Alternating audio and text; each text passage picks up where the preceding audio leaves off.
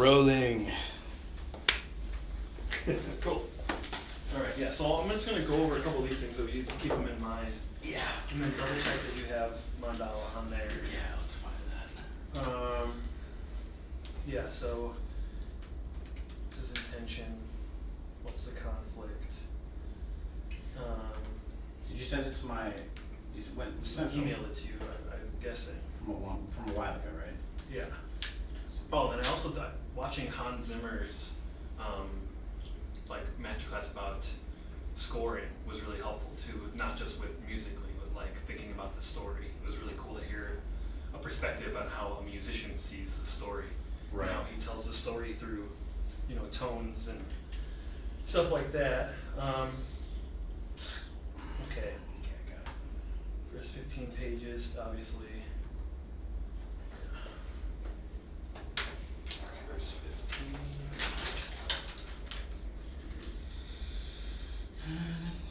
Okay, got one down. Got it, alright.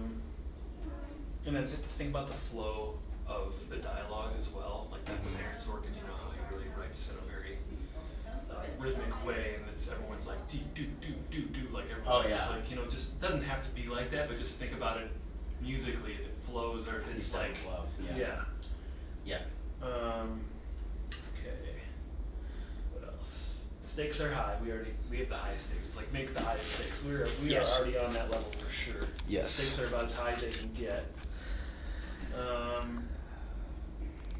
Okay, and then Hans Zimmer. Don't abandon the story. Okay, these are all pretty basic. The bad guy makes things happen. That's also what I learned from Dan Brown and Hans Zimmer. Like the bad guy is the one who everyone reacts to the bad guy. Yeah. Like he literally dictates what happens, and everybody else is just navigating through that. So Right. like thinking about the intention of Vincelli and Barnhart Yeah. is like they Yeah. literally make things happen. They do. Ticking clock, we got that. Give the reader what they want in a way that they don't see it coming. We do that. Villain defines the hero. All right. Yep. Misdirect the reader. We do that. Okay.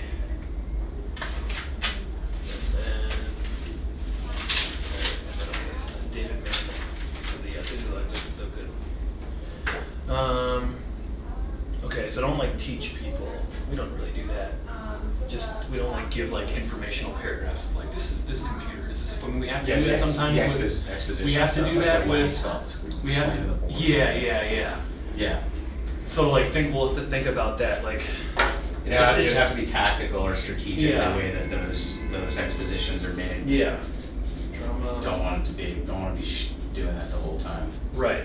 Yeah, because you don't want it to get preached at. I mean, sometimes it's cool to be like, this thing does this, and it means. I mean, we have to do that with the talking about how it works with the so people can understand why they need to get this vaccine and they need to go to this concert, because otherwise it's just like, I don't get it. And then there's even going to be the stuff in the beginning. Well, I'm looking forward to rereading this, but there's the whole thing about President Gray and establishing the world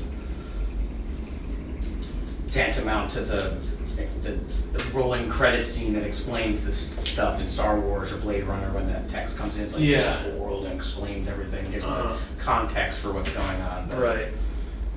Yeah, I mean, maybe we could do exposition in a better way, because those Lenny skullfuck scenes are definitely sometimes get a little bit lengthy and breathy. Right.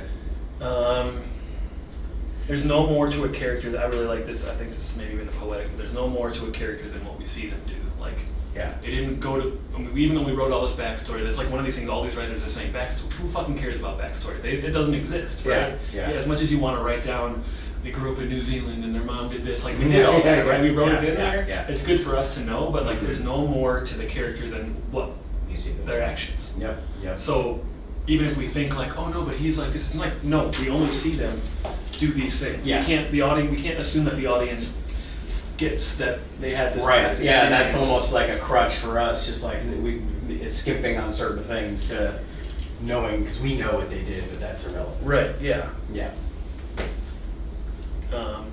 David Mamet's like I told you, he likens everything to a joke. You know, like a story is like a joke because of how the punchline and like and it's the same thing with the conflict and the intention. It's like if there's telling a joke, if what you're telling them doesn't have anything to do with the punchline, then why is it in a joke? You know, you're just distracting them and you're confusing them. It's like, why did you just tell me that his shoe size was 11 when it didn't have anything to do with the punchline? It's just kind of like, why is that information in there? So like, if we have stuff in there that we can cut out, I feel like there's always stuff in there that we can cut out. They're like a redundant information. And don't tell them something they already know, which is a huge thing. Yeah.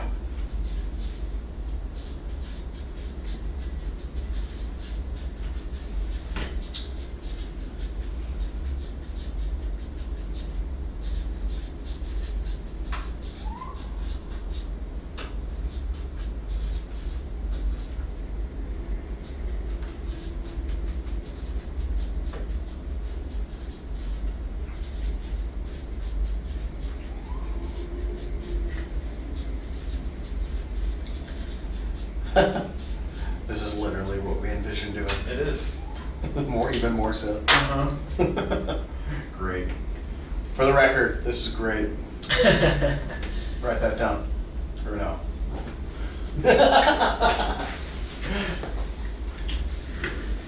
Put it in the record. Can you add that to the record, please?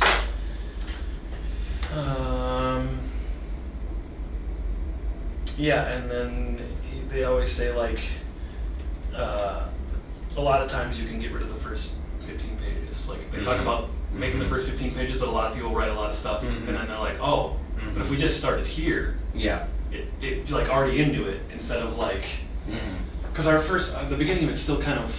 The first thing that's coming to mind now, and this like the fucking courthouse thing. Yeah, right? the courthouse thing, and just even a thought, like, I'm wondering if we even need Zopgod at all. Do we need Zopgod? Right, exactly. Do we need Zopgod? Right. Or is that just like? Or should we add more to Zopgod, like the whole ninja force thing? That's not. I don't know. And maybe that could be absolutely necessary, but that's a good question. I'm with you. It's a pertinent question because we try to mix that in there, but I feel like we're not consistent enough with it. Like you said, maybe it either needs to be added more, like a lot more to it, or just get rid of it. Does it need to have a name? Does it need to, or could it just be like the evil of everyday life? Like there's always evil. We don't need to name it and give it a cool T-shirt and Zopgod non-violent and like it's just complicating the shit. It's sort of built. It's part of, as we'll read. It has something to do with establishing the world of the protesters and the quote unquote terrorists and everything. So okay, we'll get That's a good question. That's very pertinent. Like the whole first scene, I always kind of felt like weird about it. Like maybe it was trying too hard. Yeah.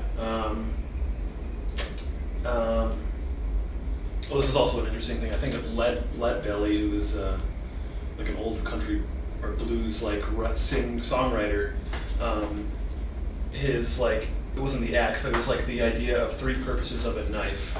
That's like the metaphor that he used. So like in the first scene, this like obviously old school. This guy uses a knife to shave. The second time he uses a knife, he's using it to cut up a sandwich to eat. And then the third time, he's using it to kill somebody. Yeah. So like that kind of, however that works within everything else, but it's like taking something and using it in three different ways.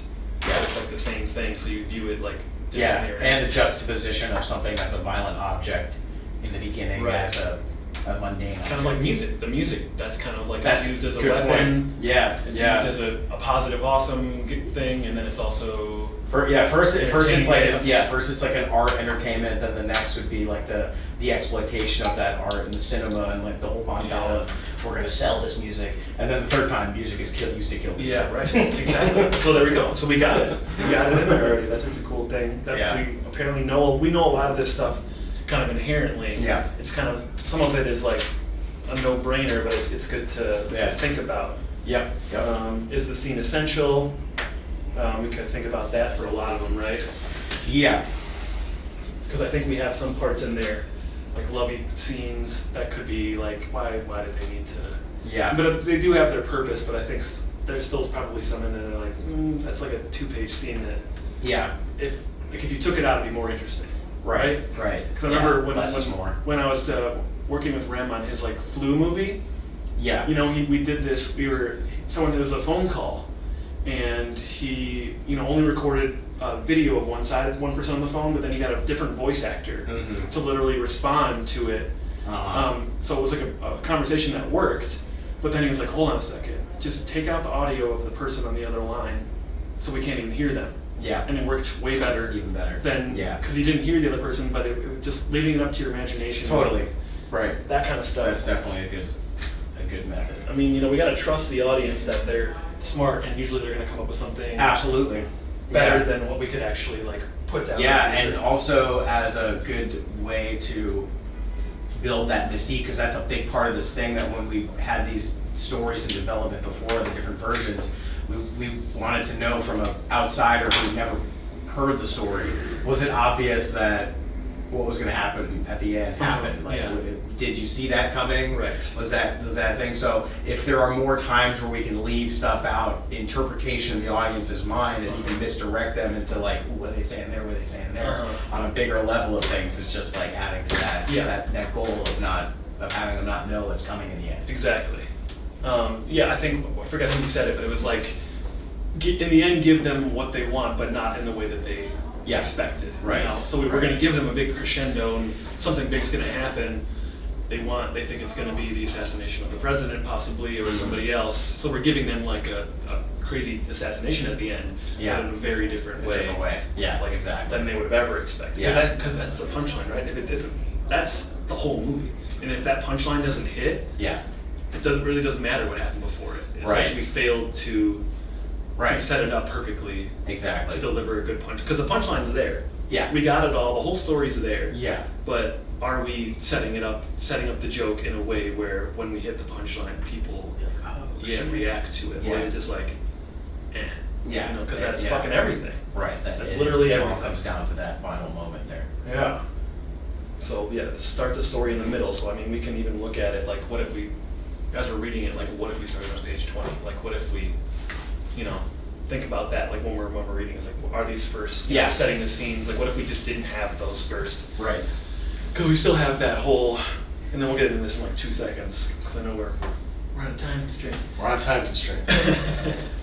But, or maybe because we have, like the flipping through the channels, and like this is the times, we're like setting the scene, but it's like, it really isn't that different than what will be the time when the movie comes out, when it comes out in the next 10 years, it won't be that much different unless something like and that's another interesting question too, I think. It's like, is there a way, do we need to make this specific to a certain time? Or, because think about how, let's say when the movie's done 10, 15 years later, is it going to be dated? And are there things we can do to make it more timeless, so that it's like, and it doesn't matter what time, because when ultimately, like even in that old version where Barnhart's in the building, like, we've been doing these rituals for thousands of years. It's like, well, this is a 1,000-year-old story. That doesn't matter if it's 2019 or 2119. Right. Or maybe, You know what I mean? I do.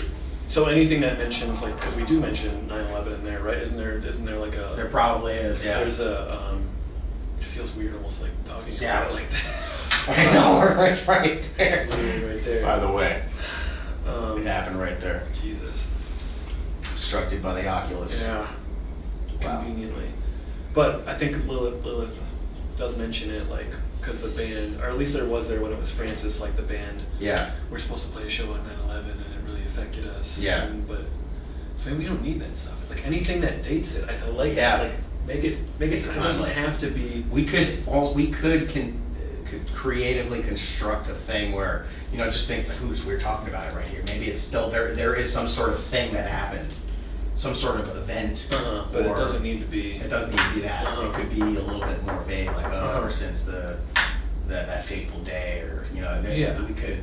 Again, the backstory is not as relevant, but something to think about. Yeah, I think making it more vague and leaving it more up to, like you said, not to fucking teach them. We're here to entertain them. We don't need to like tell them. We don't need to paint this world and teach them exactly what happened and what Lilith did in the band and what her and Jeff did. Yeah. Okay. Okay. Satellites. Satellites. How do you spell that? I want to spell SATALITE.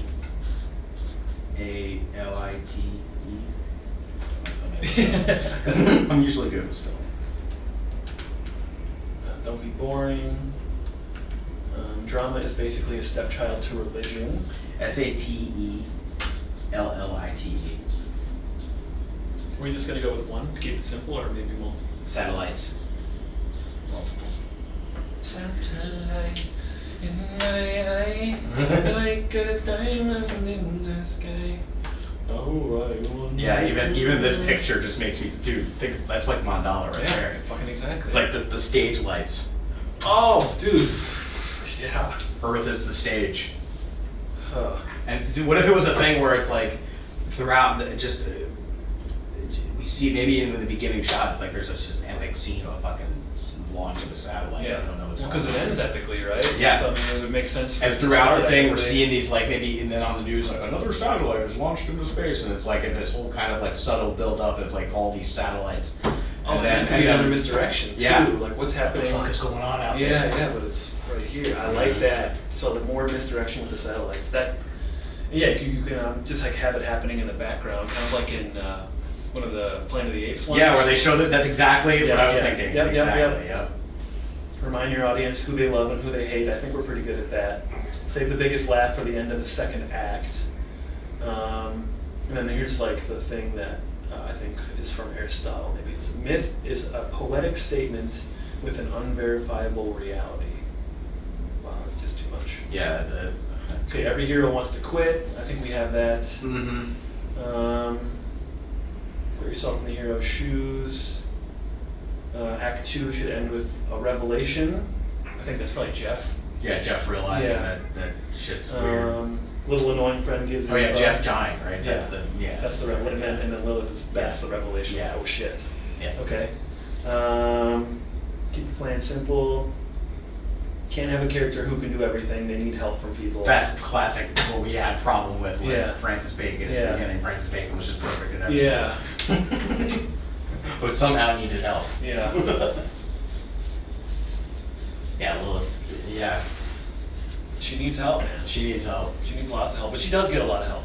Yeah, and I think the point in which we see her in the beginning, it's the moment where she finally is able to start kind of helping herself. And that's what the hallmark is. It's like, oh, well, we would love you to be the front singer in this great thing. It's like, it seems like, oh yeah, that's natural for her, you should do that, but it's all, she's very vulnerable because she's had that issue with the drugs and the girlfriend dying and all that. Yeah, So, that shit, I almost forgot about that. Yeah. A lot of stuff. You're right though. Yeah, other people's job to give information. What can you do without? If you have to narrate, the audience will understand, but they won't care anymore. So that's something to keep in mind too. Basically, just don't treat the audience like they're a fucking idiot, basically. Yeah. I think it's better. I think that's what Aaron Sorkin does very well. oh yeah. And just assume that they know, and if they don't, then they'll fill in the gaps. Yeah, right? exactly. It's the opposite with him. He puts in way much more. It's like, oh my god, I feel like I'm not smart enough to watch this. Right. But then you Still start follow it. Still follow it. Yeah. Exactly. All the details it's irrelevant at that point. Okay. So your biggest laugh is stop giving the best lines to secondary. Stop giving the best lines to secondary characters. I don't even know if Lilith really has any good lines, to be honest. Yeah. She needs to. Have I think we need to some like her more. We need We need to to like her damn, more. bro. Yeah, because really Jeff is the main lion, guy. yeah. The Lion King. The Lion King. Manipulating the characters is an attempt to manipulate the audience, but that's kind of our whole movie, right? That's the whole point. Yeah. We need to manipulate the Yeah. audience. Yeah. Manipulate. The whole thing is about manipulating the characters. Mhm. Okay, and that says lose your way 3/4 of the way. Like a midlife crisis, we kind of do that. Lose your way. Oh, okay. That's. Wait, what was that? Say that again. Lose your way 3/4 of the way through the movie, like a midlife crisis. It's called a confessional. So it's kind of like at the end of the second act, I guess, is a similar thing.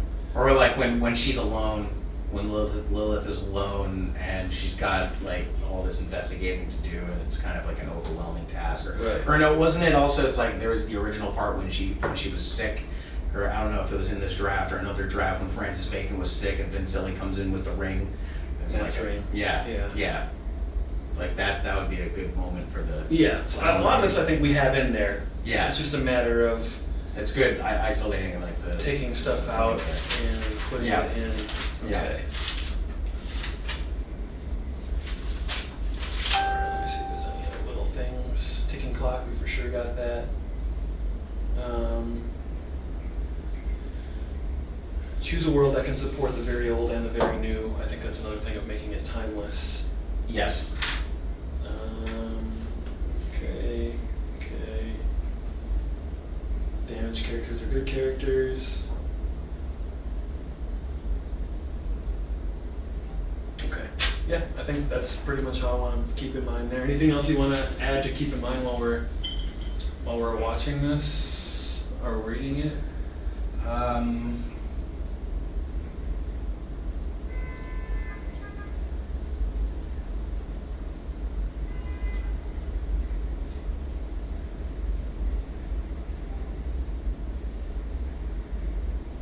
Just write down the thing about the end and the expectations of, was it we were talking about the. Give them what they want, but not how they expect it? Yeah. Or is that what you meant? Yeah, that's what I meant. Yeah, because I'm just thinking about that, remembering that, like, pay attention to the points and that we're misleading them in the proper way. Right.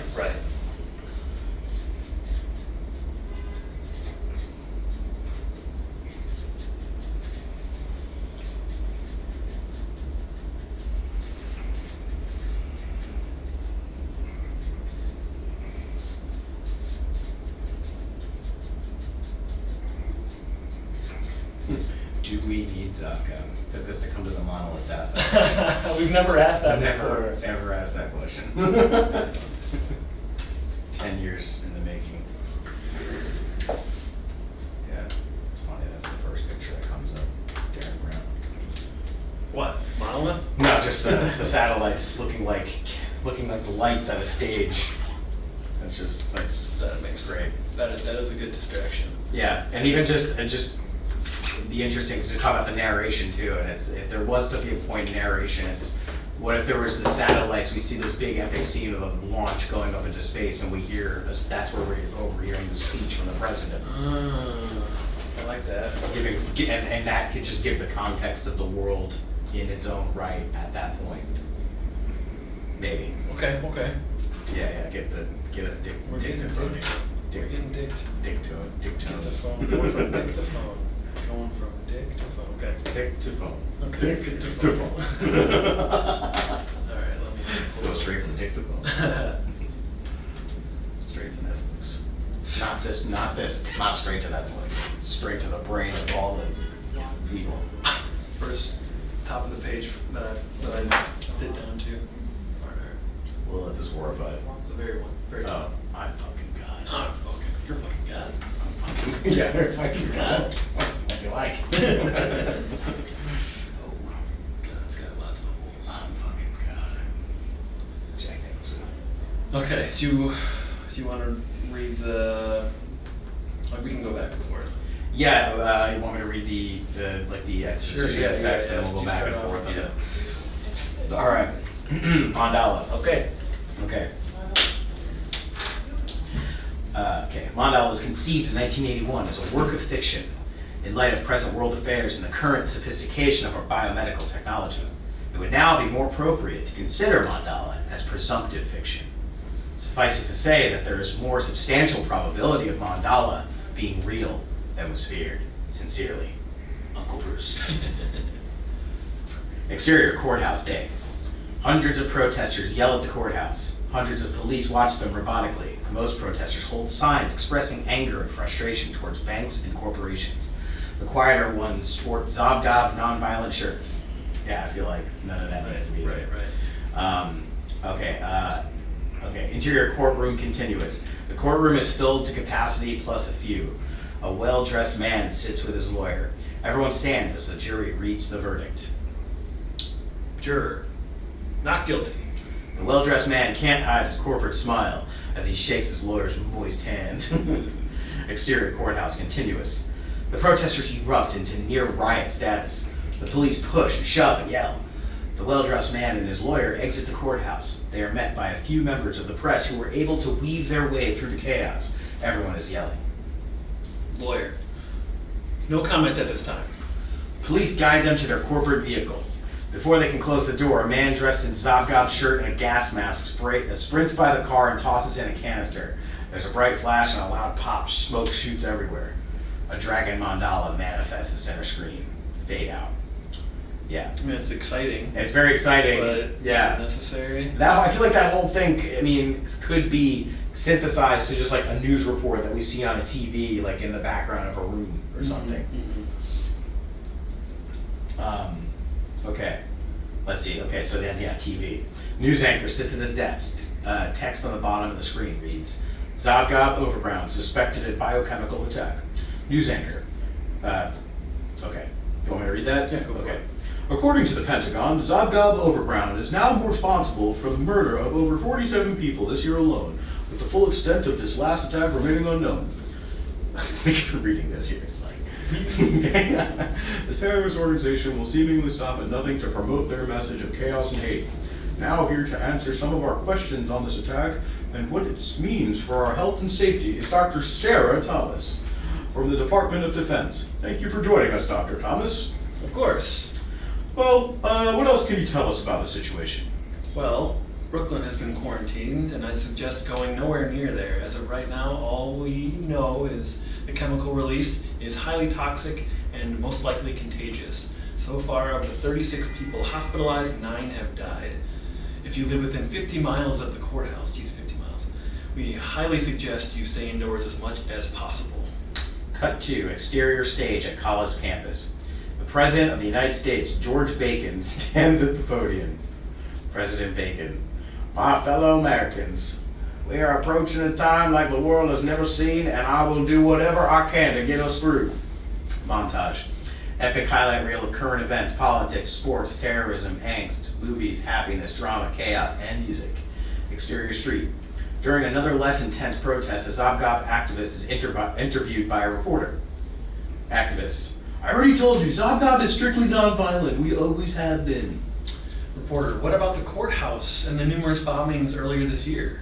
None of that was us. How many times do we have to say it? Someone posing as a member of our group committed that act with no sanction from us, just like all the other violent actions this year we have been accused of. No, we take no claim for the tragedy at the courthouse and any other act of terror. We solely work for peaceful, nonviolent change. We wish harm and death upon no one. Don't you think that's a bit hard to believe? That's just gotta say, that's really interesting because that's kind of like what Antifa. You know what Antifa is? No. Really? The anti-fascist like group that oppose the alt-right people with the tiki torches in Charlottesville. The anti-fascists like are funded by like a group called the Southern Poverty Law Center, and they talk about nonviolence and that's a bad thing. But a lot of the people that go out there sporting Antifa outfits are doing violent things, and then these SPLC guys are just like, that has nothing to do with what? It's literally what's going on. Okay. Montage continuous. News anchor 2. Reports now from the Pentagon confirm our fears and say that the recent biological terror attack has resulted in a highly contagious flu virus dubbed the Atlas flu. There is currently no cure. Montage moves on to pop culture. Live performances of a particular band become the focal point. A trendy talking head named Bob sits at the trendy TV station as my favorite character. Now, on a personally somber note, we talk to Lilith and Jeff Domino about the far too short career of their band, The Fabric. Interior concert hall night. Lilith, 27 and electric, sings and performs on stage, playing guitar, piano, drums, harmonica, saxophone, and even the glockenspiel. Amongst the rest of the band, Jeff Domino, a 27-year-old guitar player and backup singer, rocks out with Lilith, his best friend. Interior concert hall, after the show. Lilith and Jeff sit down on the edge of the stage during an interview. Lilith is wearing her favorite President Bacon shirt. Jeff is comfortably close to her. Interviewer. The Fabric, you guys are awesome with all your huge recent success. Why are you suddenly breaking up? Jeff shakes his head, no. Lilith, thank you for saying that, but it's not a breakup, it's just a break. It's not the end. We're each in our own unique part of our own unique paths that require focus. Some of us have families, some of us have school, some of us need some time to ourselves. We still love each other and share a passion for music, but breaks are good, especially when you're moving too fast. Jeff smiles and nods his head. Yes. Interviewer. Okay, well, you'll be getting back together sometime soon? I'd like to think so, but you never know what the future holds. Lilith and Jeff subtly nudge each other and smile. Interviewer. All right, so you're both quite open about your political views, and Lilith, I see you're supporting President Bacon. Do you think he could be doing more to prevent attacks like the one at the courthouse? Lilith, I actually know the president well, and That's right, you two have a history. Lilith looks down and away as she remembers. She sighs lightly. And here we go, the flashback. Lilith and Melissa Bacon, then Senator Bacon's daughter, were dating. They were young, in love, and partied hard. Lilith, on the rise with the fabric, supported Senator Bacon in his campaign for president. She made appearances and introduced him on a few college campuses before his speeches. He even showed up at a couple of the fabric shows. Melissa was always supporting Lilith and partying. She was a bad influence on Lilith, but things were going so well in the rest of her life that it was difficult to stop. Her dad was rarely around, so her dad was rarely around. There was no one to send her. Lilith tried, but also got wrapped into the wild love and then the increasing popularity of the fabric. Senator Bacon realized they were getting out of control and tried to talk with them. But Melissa didn't want to hear it. Lilith reeled her in a little bit, but just before the presidential election, Lilith and Melissa both overdosed on pills. Melissa died and Lilith barely survived.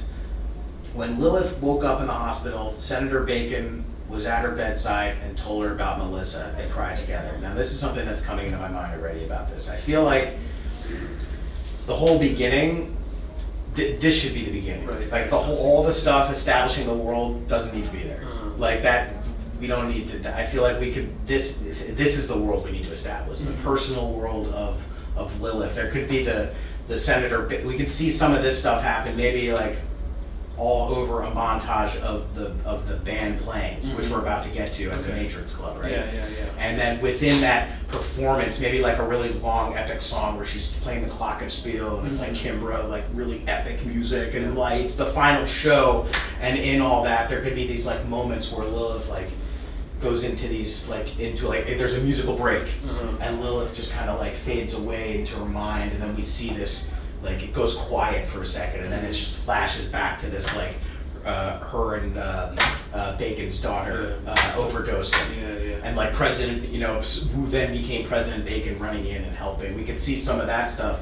Make the beginning, instead of establishing the world at large, establish the personal world of Lilith, and all of this stuff in here could be like in the. How does that? What do you think about that? I like that because the other stuff, the world we establish is this world, right? So it's like we already know that. Yeah, we know that world, so we don't need to really show it.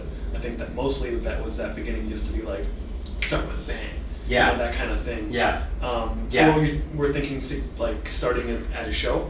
And then I think because it comes up later here. It's like eventually when we get down to the actual show where the Matrix Rock Club. Yeah. On page 9. So just have it start there and then put this montage kind of amongst that show, like interwoven with it. Yeah, maybe it could be this. It could still be big and start with a bang to the point where it's like we see it's like a relatively small club. The Matrix Rock Club is like the first place they ever played, and it's the last play. Like the fabric is way too big to be playing in a place like that. So it could be like a big city, and we see that it's like a shot of this huge line wrapped around a whole city block to get into this place.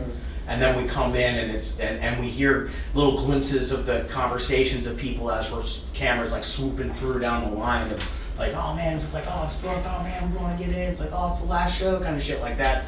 And then it goes in to the show, and it's like all the lights are down. Hold on one second, that's Uncle Bruce. Hello? Hey, Annie.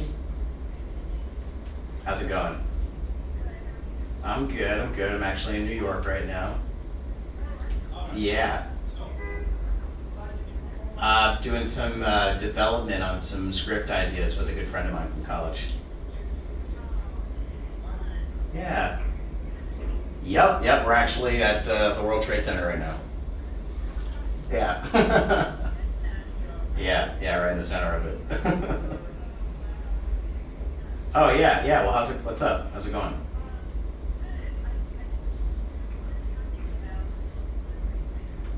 Oh, to to where my house? Yes, I knew that was happening, but I believe my dad's the one that's been sort of like in talks with Uncle Bruce about it.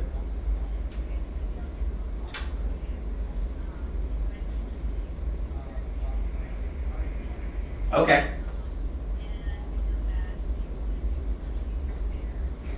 Right, yeah, my dad will be there for sure.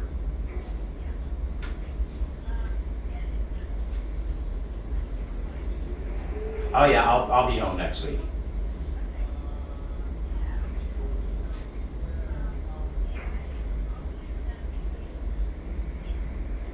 Yeah, take that down. And he's home now if you needed to touch base with him, but I know he's been making room for the book, so.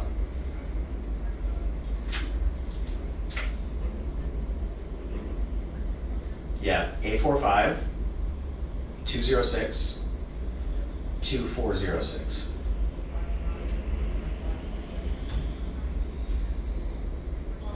That's right.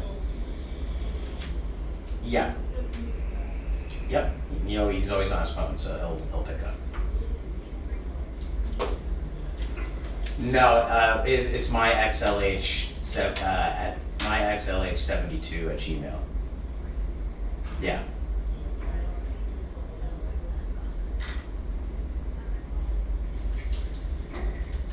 Okay, great. I appreciate it. Thank you.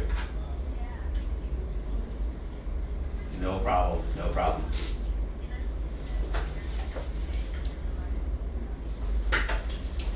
Okay. All right. Awesome. Thank you. I appreciate it. All righty. Yes, definitely. When I get home, we'll start planning that out. Great. Well, thank you, Annie. I appreciate it. All right, we will. Talk to you later. Bye-bye. Sorry about that. Good. Okay, so yeah, I think, and then just also another thing about that idea is like thinking of ways to mislead the audience or how to like build up to something, because it ends on a much more worldly event. Right. You know, we haven't talked about the satellite thing in there, but there's like having it more about this personal story to the point where it's like if we start off with like all of this world shit going on, it's like in the back of the audience's mind, I'm sure it's gonna be like, okay, well some shit's gonna go down that when we get into the story with the fabric, it's gonna somehow that's gonna relate to this world event, and we don't want them to think. Right, because it doesn't really, except for the fact that it's in the same world. Yeah. But it also kind of gives a gravity. It's like, okay, some like epic shit's gonna go down. Oh, you're saying it's the satellites. No, I'm talking about like the whole establishing of the world in the beginning. Yeah. And it's like there's eruptions and protests and terrorists and like chaos in the streets, and it's like and then we cut to this band. It's like, okay, well, how's the band gonna relate to the chaos in the streets? Yeah, right. And it's like we don't want them to make that connection, especially right away. Yeah. Agreed. So then we get right into, so then it says Senator Bacon. This is part of the flashback. Right? Yes, yeah, okay, now on the porch here, page 7, right? Okay. Exterior, Senator Bacon's front porch. Senator Bacon and his wife stand on their porch as he's being interviewed. Interviewer. With Lilith having such a reputation for partying and making bad decisions, do you blame her for your daughter's death? Senator Bacon takes a moment. He's upset by the question, but understands why it's asked. He takes a deep breath. Senator Bacon, we're all human, yeah? I don't blame Lilith, not even a little bit. Of course I hurt badly. My wife hurts. We all hurt and miss Melissa more than I could possibly articulate. But I know she loved Lilith and Lilith loved her. There are many things to blame in this situation, but she is not one of them. My wife and I still care about her and will do everything we can to support her. Interviewer. So are the rumors true about you becoming Lilith's sponsor? And are you worried about how this all looks? Senator Bacon, those rumors are true and I don't honestly care about the rest. This is a human being's life we're talking about, and an extraordinary one at that. How it looks is irrelevant right now. We care about her and that's all that matters. Everything else is just BS. Yeah. And I feel like a lot of this stuff could all be within that montage of like when it's like we're here as Lilith is playing her final show and we're seeing these little flashbacks. That would be a reasonable place to have flashbacks. Yeah. Because it's her last show. It's not like we're seeing them redundantly. She's actually, all of this is weighing on her as she's playing her last show, thinking that she's done with all this. Mm-hmm. Yeah, so it's almost kind of like the ending of a movie montage at the beginning Yes. of the movie, because it is the end of that movie, right? Yeah. The her and Melissa and all and the fabric and like all that stuff that's been happening in her life. That's been her life and their life, and President Bacon's life for however many years. Yeah. And that's the final montage of that life. Yes. And then a new one starts shortly afterwards. Yeah. Okay. And it'd be cool to just like even throughout this dialogue having little moments of cutting back to seeing the fabric playing and even at times hearing the music. That'd be an interesting just way of having all that play into the one scene for one experience. You can accomplish a lot, and also it's still a lot of room for creativity in making this montage, you know? Yeah. It doesn't have to be just generic, we just need to get information out there. No, It'd be a really cool way to start a movie. Yeah, it would be. Yeah. Cool, yeah, good. Yeah, okay. Good, all right, so we just cut out like 6 or 7 pages already. Okay. All right. Okay, interview. Okay, so, is it Senator Bacon goes Okay. on. Yeah, Senator Bacon goes on to barely win the election despite his stance against the pharmaceutical industry. End montage. Lilith snaps out of her daze, so that's basically what's still going on. Okay, so now she's in the interview still. Okay, so Lilith. He's like a father to me, and I know he's doing everything he can to help everyone he can. He's good. He's the leader we need right now. Interviewer, how about you, Jeff? What are your thoughts on President Bacon and the Zopgop terrorists? Jeff's eyes light up with judgment. Terrorists? Where to begin? Well, first off, if voting had an impact, it would already be illegal. I don't know why people still participate. Second, it's quite obvious Zopgop is being exploited and misrepresented in the media. It's a classic technique used for diversion. Let's not get him started.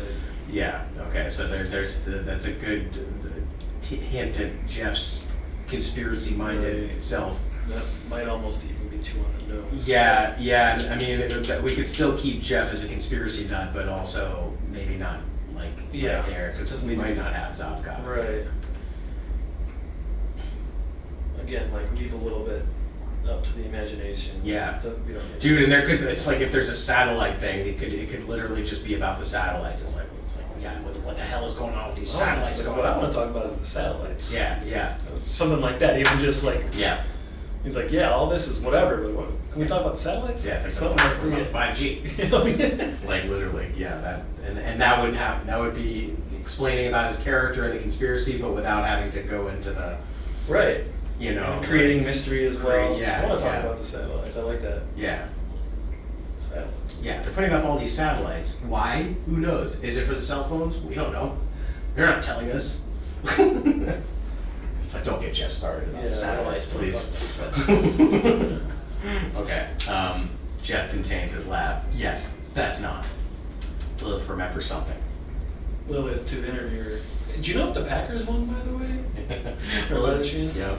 Lilith waits in anticipation. Jeff quickly pulls out his phone to look it up. Packers lost. Okay, interviewer. Someone in my ear is telling me no, they lost in overtime. Jeff looks up to the heavens and sighs. Lilith takes a deep breath. No!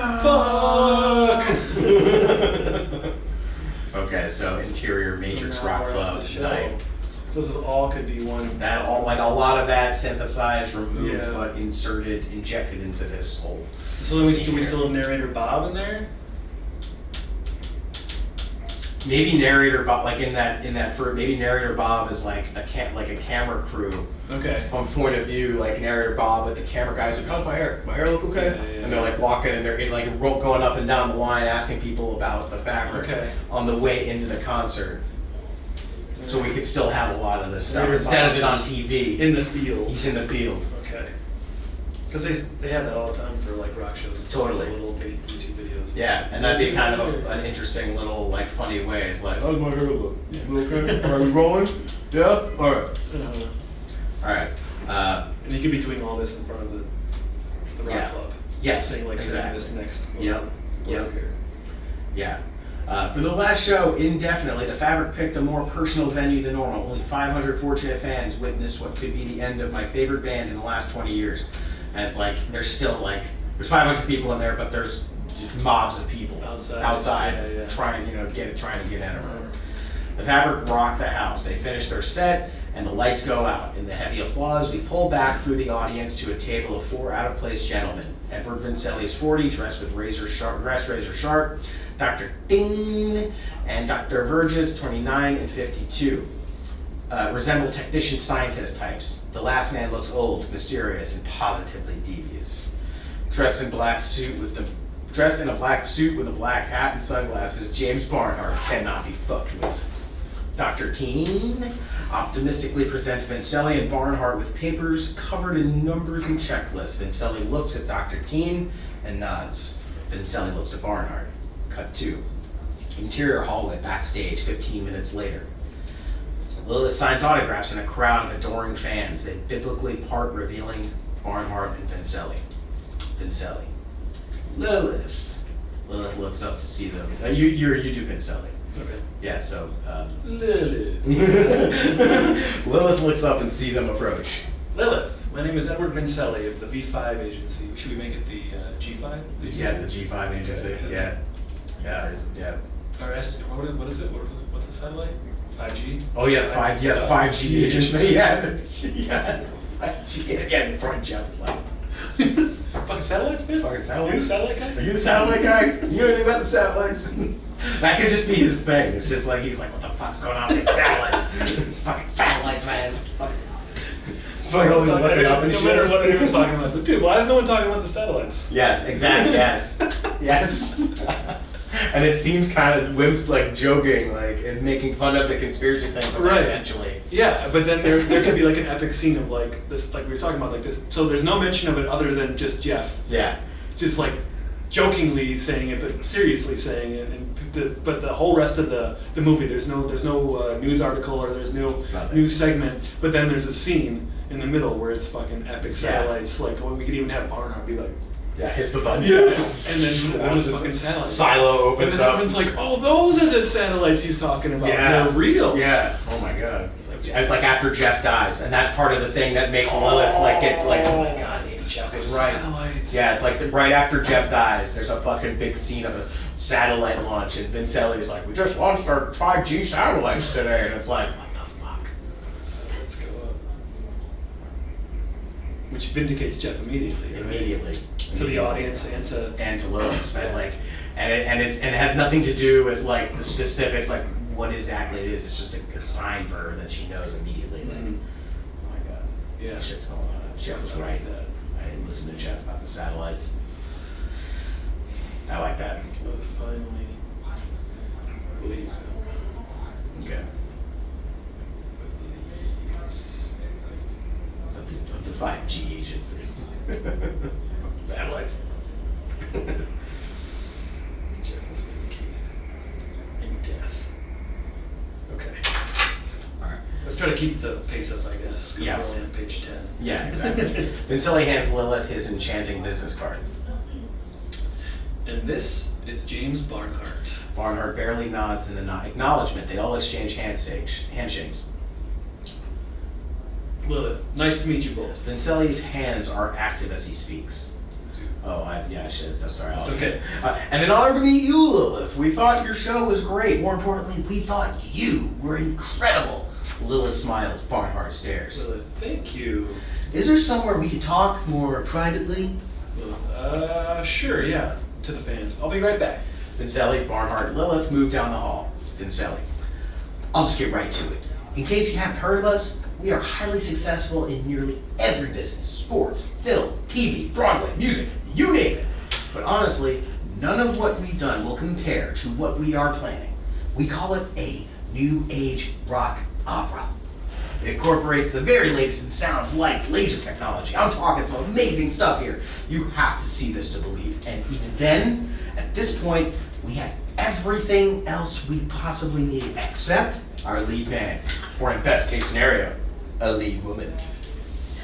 Vincelli's hand motions distract Lilith into a bit of a daze. Down the hall, Jeff notices Lilith and Vincelli talking. He thinks about it for a second and enters the dressing room. Lilith doesn't see him. Vincelli, you'd be working with literally the best in the business. We'd like to get started right away. Vincelli snaps his fingers. Lilith snaps out of it and now has papers in her hand. Barnhart is gone.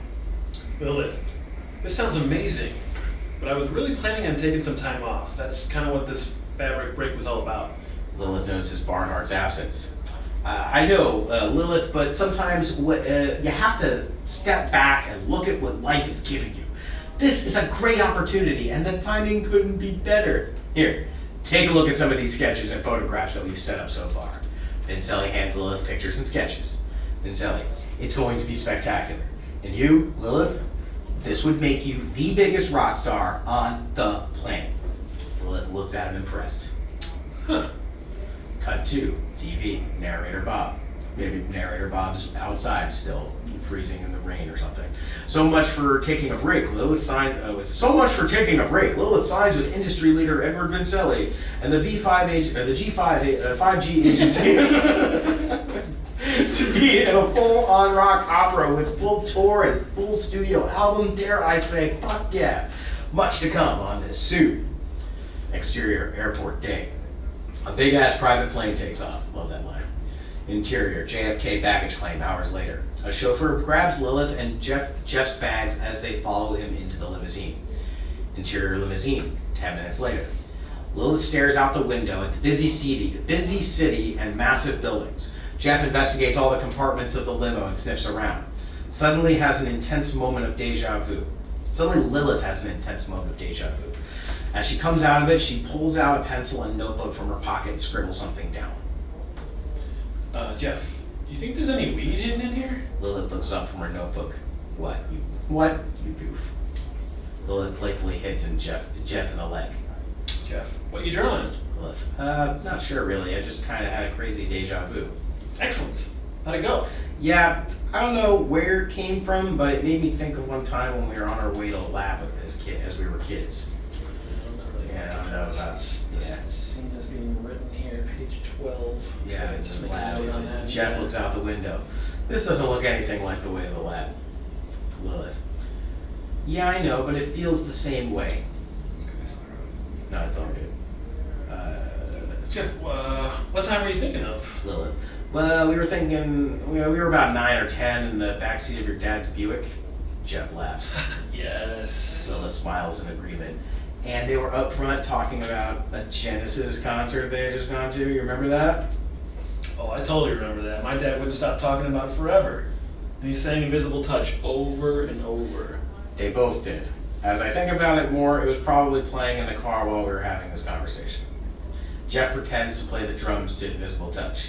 It has to be an invisible touch, and he reaches in and grabs right a little hole. Anyway, your dad was explaining this moment he had during the show like an epiphany. Of course, he was probably high as shit. No offense. I'd be offended if he wasn't. Yeah.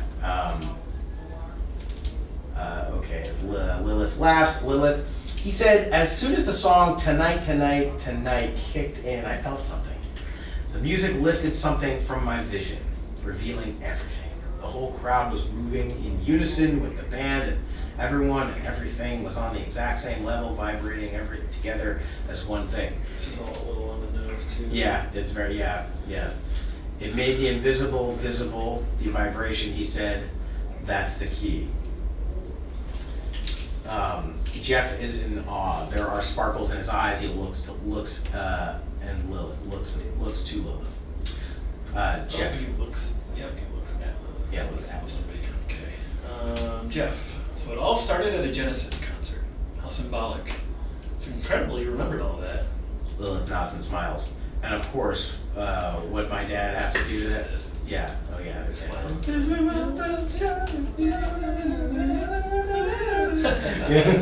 Okay. They both laugh. Their connection is deep, obviously. Those were the days. So that's basically what that scene was doing, is just establishing that they've been together forever, they've been really good friends, Yeah. their dads were friends. So that's the information that's being portrayed. Yes. It can be done in a different, I just didn't like how it was executed. It was too... That's our moment of seeing their connection. Yeah, so it doesn't have to be this, and it doesn't have to be the whole Uncle Bruce, how he came up. I just thought that was cool, Yeah, like to have that right. in there, because that's how Uncle Bruce came up That's with true, this idea. right, So it's right. like a layered inception Genesis of Genesis. It could even be like, what if it was just as simple as like they're in the car and like they're just in New York City and they're kind of taking it all in, and then like on the they have the car driver put on the radio and it's fucking Invisible Touch, and then it's just them fucking singing Invisible Touch together, and by them just singing it, we get a really strong sense of their bond. Yeah. And like maybe like they open up the fucking thing and they're like out like outside the limo, some shit like that. Yeah, I hear you. You know what I mean? And it doesn't necessarily, because does it even come into play later that Jeff, their dads were buddies? I mean, maybe with Jennifer Winter and like the Mike, I forget how even that goes at this point. Yeah. So it's just, we just need to establish that we already kind of do that in the interview, right, in the beginning. Yeah.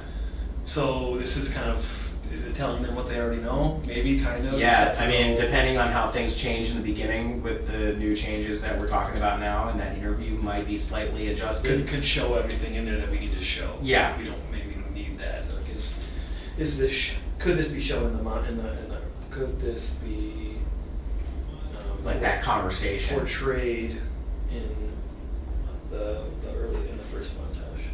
And that could just be like a cool scene, maybe of them just in the car on the way there, and because think about it, that's the calm before the storm. That is true. That's the last moment that they're gonna have to be Before. before the friends. Once that door opens and they go inside the monolith, it's That's over. it. Yeah. So that should be a really uplifting, like them doing the Invisible Touch song, just like rocking out in the limo, like on the way to the place. So maybe it could just be like they're a little nervous. Mhm. Even though they have been rock stars, but this is a different thing, obviously. So maybe they're sitting there and they're not talking to each other. They're not like uncomfortable. They're just Right. like nervous. Awkward silence, and then maybe the radio's just on like real low. Yeah. And then maybe that comes on, and they don't even have to say anything to each other except for it. And then maybe it comes on and like. And then they start, like a little bit. Maybe a little starts subtle. Maybe he's just like tapping on his thing. Like kind of like Hugh Jackman. How he got into it. He was just kind of like feeling it a little bit. Yeah. And all of a sudden, and then you see Lilith. She like, you could see them recognize the song separately. Yeah, like she's okay, looking out the window. yeah. He's still like fiddling around, because I think that I put that in there to like show their different, how they operate. Like she's looking out into the world, and he's like looking around in here. I like that. So he's doing that. He's fidgeting with stuff, and she's just kind of like thinking about a million things. Yes. And then song comes in, and Jeff hears it first. I feel like 'cause she's a little distracted. Yep. She's Yep. like, dude, okay. You can see him getting into it, and then cut to her being like starting to smile a little bit, and then he kind of, they can just do that, and then they don't have to say anything. They could sing, and then they could end up laughing, and then that could be the whole scene. Yeah, it's just them having this moment of singing, having a good time. And then they're there, and then they ride, and then that's it. I think that'd be simpler, more fun. And it also, it's just another way of communicating to the audience their bond. And because it's an older song, it links back to their childhood. Like it's a song that came out 30, 40 years, however many years ago. So it's like when we did that. We don't have to. We don't have to. It's assumed, right? We know that song is not a modern song. Audience is smart. They'll figure that out. Exactly. Okay, cool. Boom. All right. All right, so then now it's more of like, okay, these were the days. Oh, what are you kidding? Those were the days. These are the days, man. Okay, yeah, you're right. Like, we don't need all this. Yep, I told you not to worry. Okay. People, blah, blah, Obviously, okay, yeah, this guy. Okay, we already know that we met Vincelli. We already know that he's an interesting character, and he's very active with his hands. And I told where are you right now? Bottom page 14. Okay. She's like, oh, those were the days. He's like, oh, what are you kidding? These are the days. Yeah, you're right. Sorry, this is like exposition. Sorry, I could only get you a crew position. Yeah. We can see that happening. Yeah. When they go in there, and she's like, all right, Lilith, you come with me, Jeff. Go find this guy, and then we can see that he's. Yeah, here are your crew credentials. Yeah. That can be all. But I don't know. We might need to clarify that, because he's a musician. Why is he with her? But yeah, people could figure that out that he's not in the band. Well, that might be but one of the things about Vincelli too, and his type of personality, doing his NLP and his like assertive, aggressive, like boss shit.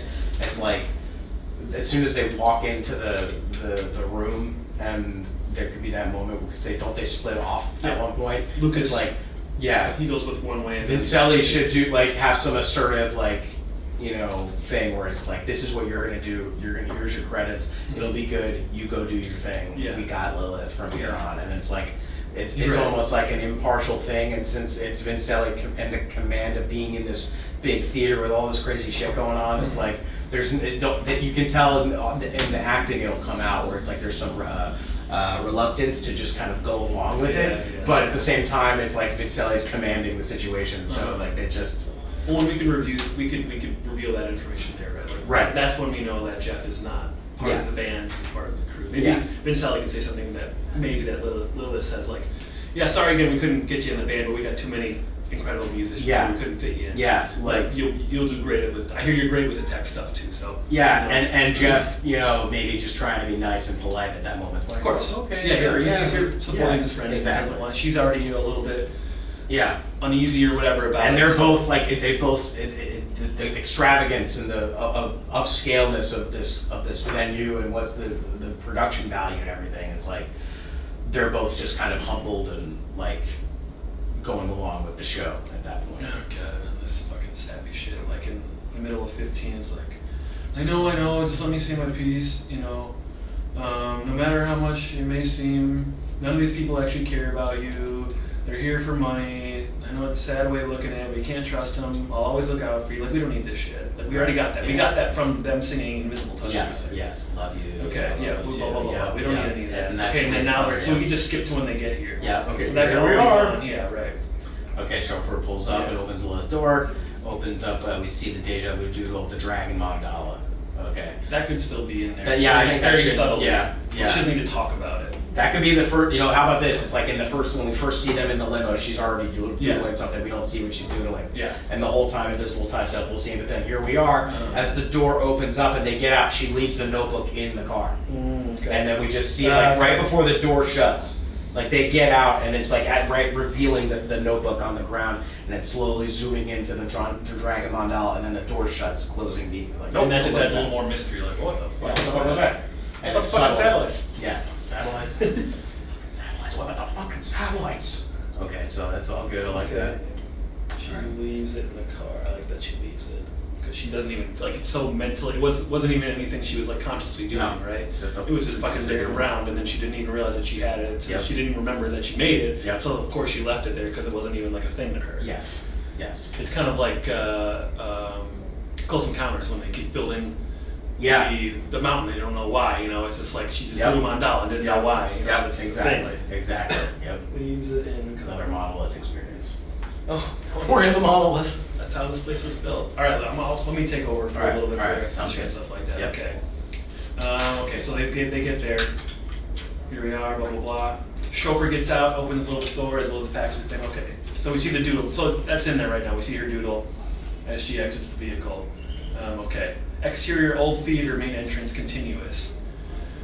Okay, Jeff. Fascinating, and not what I expected. This looks like a place Professor Moriarty would hang out. So that's me like trying to show that Jeff is into The Sherlock Holmes. stuff. Okay. Lilith looks the theater up and down and takes a deep breath. Her phone rings, startling her. She pulls it out and answers. Lilith, hello? Yes, we just arrived. Lilith smiles. Lilith, we'll be right in. A few people recognize Lilith as they walk past. Hey, Lilith, you're the shed. Oh, thank you. Okay, can I take a picture with you really quick? Of course. Lilith takes a picture with the fan. Oh, thank you so much. My pleasure. To Jeff. Ready, Jeffy? Jeff nods. They side hug and walk into the theater. I mean, they can just go in, whatever. They can just look at each other. They don't need to say shit. Yeah. Okay, interior large old theater continuous. Lilith and Jeff enter into organized chaos. The theater appears much larger on the inside than out and resembles that of a Cape Canaveral launch site, straight out of Bruce Lipton's head. Yep. Dozens of people move about, some resembling technicians and others look like doctors and or scientists. Lilith and Jeff are immediately approached by a secretary-like minion named Lucas. He's armed with an earpiece and an iPad. And Lilith, I'm Lucas. Nice to meet you. They shake hands. This must be Jeff. Hello, Lucas. Welcome to our facility. What do you think? They are both in awe. Wow. Yeah, said Jeff. Lucas smiled. Good. Now, Lilith, if you'll follow me, please. Mr. Vincelli is waiting for you. Actually, we all have been, and you look great today, by the way. Lilith, thank you. Jeff, what should I do? Have a look around. Oh, that should have been me. Jeff, Yeah. what should I do? Yeah, Lucas. Have a look around. Acquaint yourself. Maybe find Lenny to Lilith. Lilith? Okay, so maybe we're thinking maybe he goes with her to Vincelli, or Vincelli kind of Yeah, maybe Vincelli just comes up while comes right after they meet. Yeah, right as Lucas is like kind of being like, oh hey, and he like takes her away. He's like, so maybe to Jeff, like he's like you said a minute ago, like, okay, I got her from here, Jeff. Like Yeah. he's giving his daughter away, to he's like, don't worry, she's in good hands. I got her over here. You go talk to Lenny Yes. about the tech stuff. Yes. Okay, Yes. that's a lot simpler. Okay. Okay. Lilith, so see you in a bit. Jeff. Cool pools. Well, Jeff nods and walks off. Jeff. Lenny. He's like, Lenny. He's like, Lenny. Yeah. Lenny. Lucas turns to Lilith and follows. They weave through the maze of people, some of whom are holding up signs with dragon mandalas on them. That doesn't have to be that. No. That could just kind of be in, like, Yeah. just around or just like Yeah. on the rafters or something like Yeah. that. It doesn't have to be people like. Yeah. Lilith is baffled by the coincidence. She wouldn't even make that connection yet, I feel No, like, because she yeah. just doodled. She forgot about the doodle. Right, and then also, just even as someone who's reading this for the first time, if like we mentioned that there's a baffling of coincidence, we're already like, what is this? What is it about? At this point, It's too much. It's too much right off the bat. Yeah, It's too much like, too this should really just be like more subtle. a singer who's very successful, who Yeah. wants to get out, but is tempted by the industry to get back into something.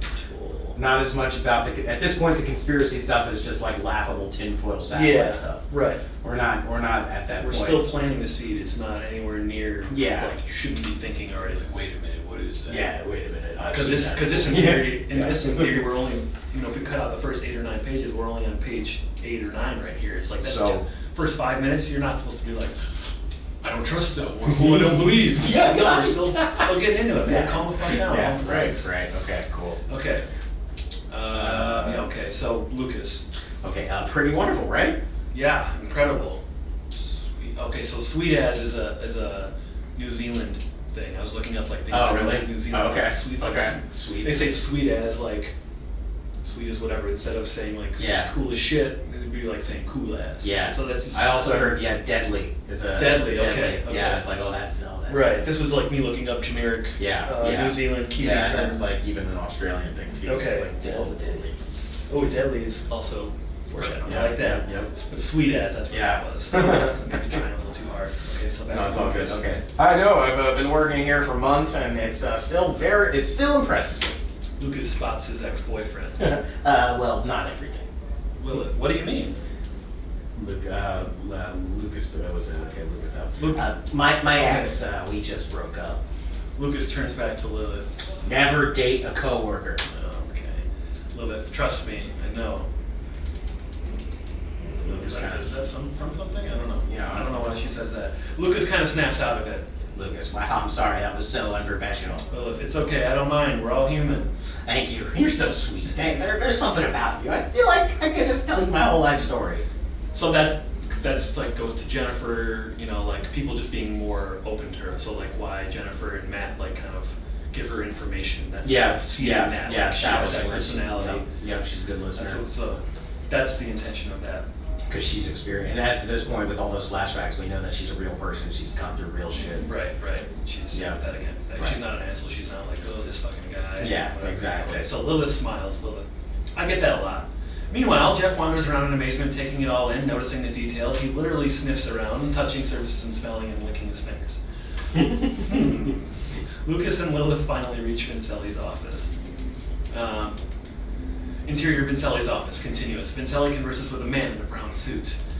He signs the man's clipboard and sends him away. He spots Lilith and Lucas and greets them at the door. Vincelli. Lilith, great to see you. Lucas. Thank you, Lucas. I got it from here. Vincelli gives Lucas a slightly disapproving look. Lucas looks down and leaves. Vincelli and Lilith exchange handshakes. Vincelli, welcome. Brilliant, isn't it? Yeah, Lucas already did that. Yeah. Vincelli gestures to the madness of the theater. Lilith, beyond my wildest dreams. Vincelli, excellent. Now, let's do some introductions. Montage as Vincelli. Uncle Bruce knows we call him Vincelli, right? Even though his name is Vincelli. Yeah, it's Vincelli. Vincelli leads Lilith through the theater. More people, as Vincelli leads Lilith through the theater, more people walk past her holding dragon. Okay. Posters of dragon mandalas and intricate symbols. Lilith can't quite tell what's happening. Strobe lights flash. It would just be just general chaos distracting her. Yep. And Vincelli has to be like, come on. First, Lilith meets the band of about 15 people, then the sound and light crew, which makes up an unusually large team of highly trained specialists. They proudly show off their ridiculous high-tech equipment to her. She begins to feel more uneasy than excited. I could see that being a scene from like The Wrestler. It's just like we're following over the shoulder through like all this shit. Here these guys, oh thank y'all. And when she gets uneasy, it doesn't have to necessarily be like she's like suspect of everything. She's just like overwhelmed and overstimulated. Yeah, exactly. It doesn't need to be like she's already second Oh my God, what's going on here? It's just like, no, she's used to this. She's been in like one of the biggest bands on the earth. Right. She's used to this shit. But it's just a little bit much. At this point. Exactly. She It all happening begins to so feel fast. more uneasy than excited. To add to that, multiple employees introduce themselves as doctors. She doesn't have to be like a doctor. I don't get it. Why? It could just be things that we're throwing at the audience. Yes. Like her, like we're just overwhelming you with all this stuff. Yep.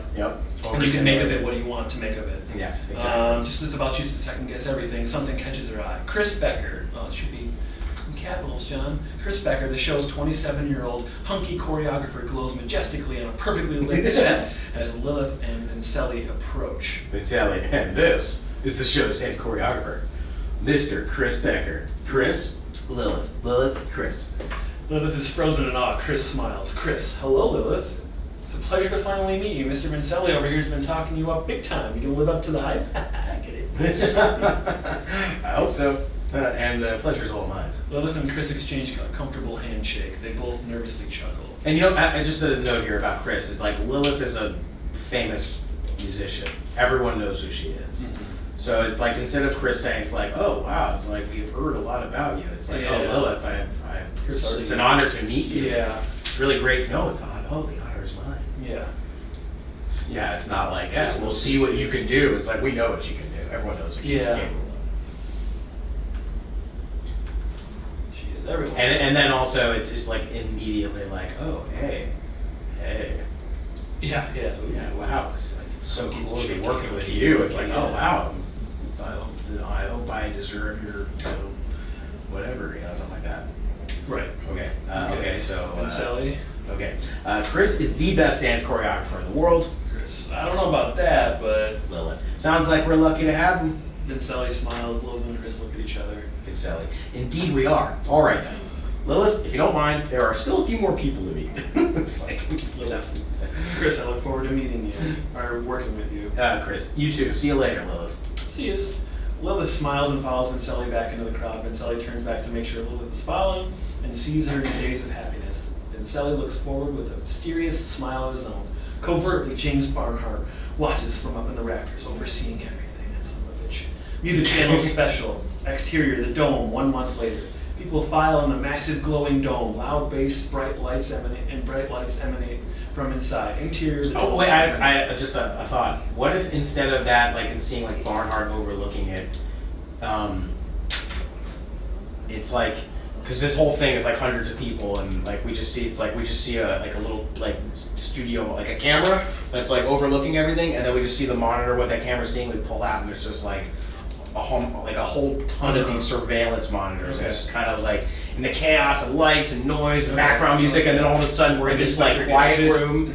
Yes, Dr. Robotnik or whatever it is, and you're not Dr. Robotnik. But yeah, it starts pulling back in like the quietness of just like all of these surveillance cameras, and then we don't even need to see who's watching it. It's just like a question. It's like somebody's fucking. But we know somebody's in there. Somebody's in there watching. So we could keep Vincelli or Barnhart in the shadows, even though you know it's him, but you don't know it's him until maybe we can gradually reveal a little bit more. That it's him. Yeah. I feel like we should see Barnhart in the very beginning in that scene, But then after that, it's like we don't really see him for a while, but we do feel that there's a presence that's. You could have a theme. You could have music. Yeah. You could have stuff like a tone, like Yeah. a little thing where you know that something else is going on. That's Yeah. like what Hans Zimmer was talking about the Joker. Yeah. Like the. Yeah, you're right. Like Yeah, you wouldn't see him, but Yeah. you know he's around. Right. He's around. Yes, He's just coming. like that. Yeah. Just like that. A Barnhart theme. So that's what I tried to do with that one song. I tried to write a Barnhart theme, and Yeah. I ended up singing "I Love My Family and Friends." That was literally the fucking. Yeah, I was like, fuck Barnhart. son of a bitch. Security room cameras. Okay, we only got like 45 minutes.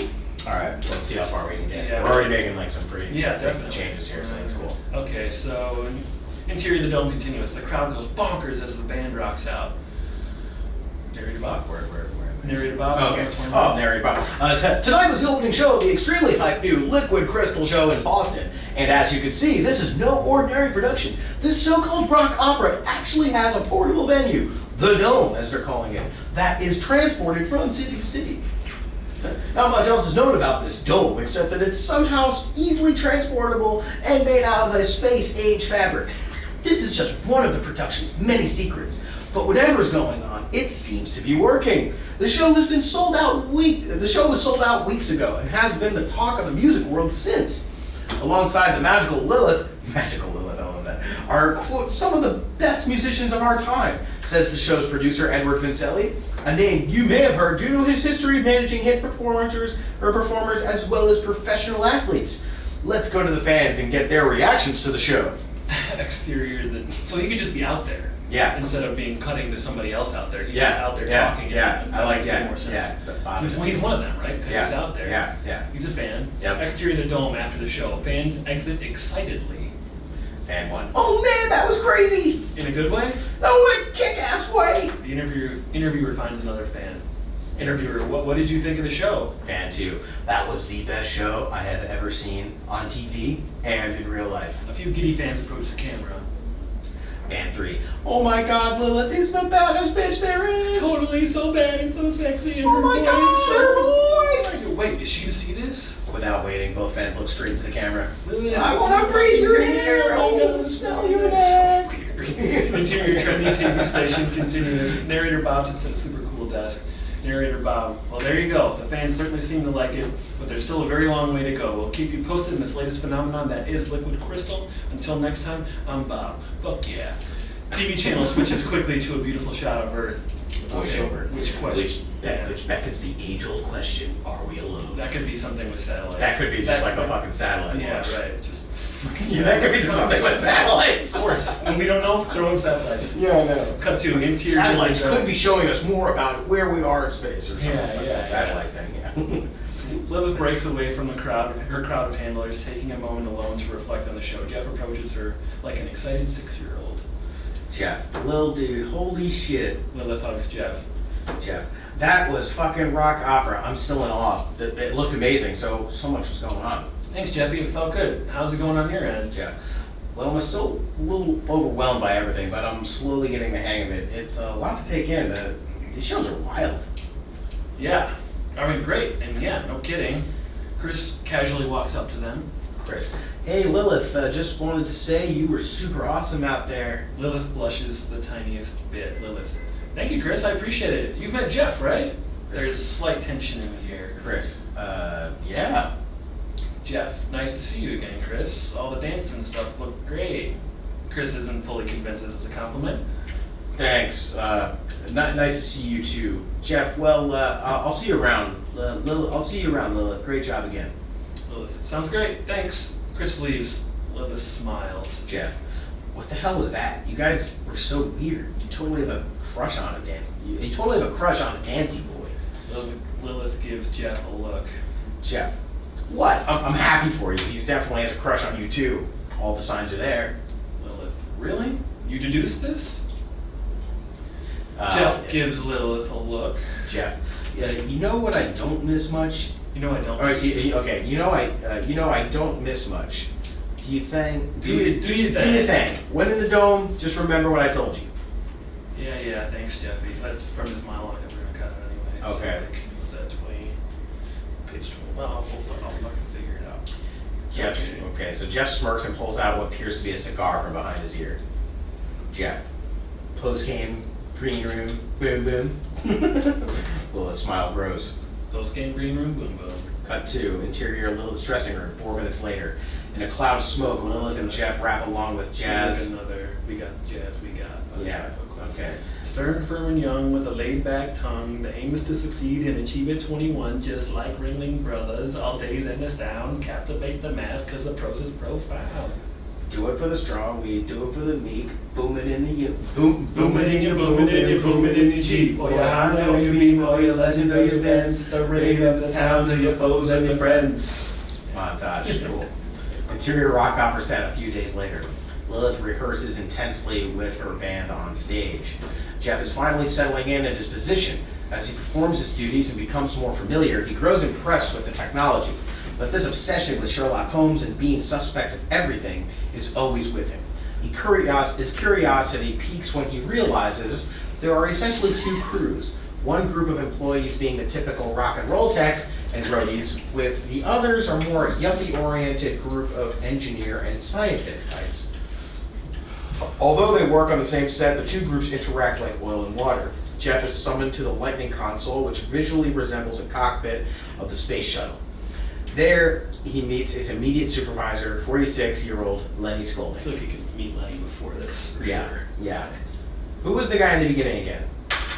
Lucas? Lucas. Okay, Yeah. yeah, Lucas, right. Lenny Skolnick. Lenny Skolnick, lighting director. Jeff and Lenny shake hands. Jeff, hey, I'm Jeff. Lenny, yeah, I remember You would you. have met him before this, right? If it's his like boss and he's already been working on it. Yeah, for like they've already had a show. Yeah. They should have already Yeah. met by this point. Right. Moving on. It's like, yeah, how long have you been working here? Just meeting me now? But it's like, it's almost plausible. I feel like we talked about this before, and it was just a note that I didn't implement for whatever reason. Almost, I feel like this and the Lucas. And does Lucas ever come back? I'm not really sure. It could just be. I feel like we could. That could just be Lenny. That's Yeah. the first time we see like Lenny is Lucas. Okay.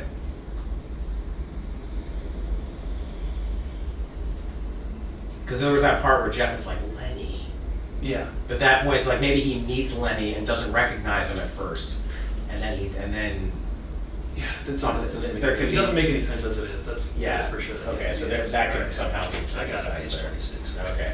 Okay. So So they could have had this conversation in Yeah. the beginning. Right. So this whole thing doesn't need to be there. Right. Okay. So yeah, All Lenny right. So top then, thing. okay. So then, Interior. so then you have this flashback where they call him Lenny Skullfuck. No, yeah, lightning guy sucks. It's like, what was his name? Lenny Skullfuck or something. Maybe Jeff could be having this like reminiscent like before, like Yeah. after he leaves Lilith, then he meets, then like as soon as Vincelli takes Lilith away in the beginning, he goes right to Lenny, meets And- Lenny, and then this happens right at Yeah, that point. yeah. Lenny's like showing him some things, and then it cuts to Jeff, and Lenny, then Jeff Lenny, like, in his head. and then boom, cuts back to this. And he just giggles like, oh, It's like, okay, cool. It's like, okay, oh, all right. All right, so let's just go right to interior rock opera. Yeah. Present. Jeff is immediately skeptical. Jeff, how the hell did you get this gig? Oh, wait, Lenny yeah, okay. Skolnick. Slightly offended. What do you mean? Well, did you know someone you hooked up, or did you just randomly apply, or? No. Dave recruited me. He said I was a perfect fit for the job. That's an absolute quote, I think. Someone off screen. Lenny! To Jeff. I'll be right back. Look, but do not touch. Okay, so yeah, that could be somehow a little bit synthesized. Maybe that could be part of the conversation from a previous scene. Yeah. But either way, there could be an interaction with Lenny where it's just like, look but don't touch. Yeah. Okay, so Lenny leaves. Jeff inherently wants to rebel against Lenny, so he actively touches everything while keeping a curious eye out. Yeah. Fuck you, Lenny. Fuck you, Lenny. Fuck you, Lenny. Fucking touch it. Tell me what I can't touch, Lenny. Tell me what I can't do. Okay, so, okay, I'm curious eye out. He notices a very high-tech looking cable glowing neon green. Jeff. Jeff follows the cable and discovers there are 2 separate lighting consoles. A small, relatively inconspicuous console was manned by Dr. Burgess, one of the yuppie techs we saw much earlier in the story. The second console does not directly take over Lenny's console, but it does have a number of important override features. Just as Jeff gets more curious. Lenny, I'm off screen. Jeff, come on over here and help me with something real quick. Yeah, so that's the, don't teach, entertain, but I mean, that's something that they need to know, right? They need to They need to know something like that. It can be done in a simple way. I feel like that'll just come down to the execution of the shots, right? It'll just have to show that there's an override somehow. Yeah. That's yeah. all it really needs to know is that there's somebody can override. Yeah, or even it's like because there's a whole thing where it's like we're seeing the cables going to the thing. It's like and he's playing around. It's kind of being silly, a little comedic relief moment. But then he looks and maybe there's like a like just to the side there's like a something like a big board that's got a sheet over it. It's covered. Okay. And then he like gets to that and it's like he's done like playing around at this point. He kind of just like peeks under the sheet, right, looks and sees like what the fuck is that? Like, Yeah. And then pulls it out. It's like we see some crazy like. Or we don't see it. We just know that there's something hidden. Yeah, something something else. Right. What the fuck Okay. is that? Because we still need to keep just because we got to think this is 10 page earlier than what it is Yeah, at this point. So it's right. only page 18. Yeah. Okay. Oh, okay. Okay. So Jeff gets more curious. Lenny, Jeff, come over here real quick and help me come over here and help me real quick. Jeff leaves, but does not forget what he's seen. Interior, the dome, stage. A few days later, Lilith rocks the last song of the show, and the crowd goes fucking nuts. She exits the stage, hyped. Everyone congratulates her. Interior, the dome, side stage, continuous. Vincelli approaches Lilith. Vincelli, Lilith, fantastic show, just stellar. How do you feel? Great. The crowd was absolutely insane. Vincelli smiles. Of course they love you. Then Chris approaches and congratulates Lilith with a hug. Vincelli leaves. Chris, you were great, Lilith. Vincelli stares deeply into his eyes. What?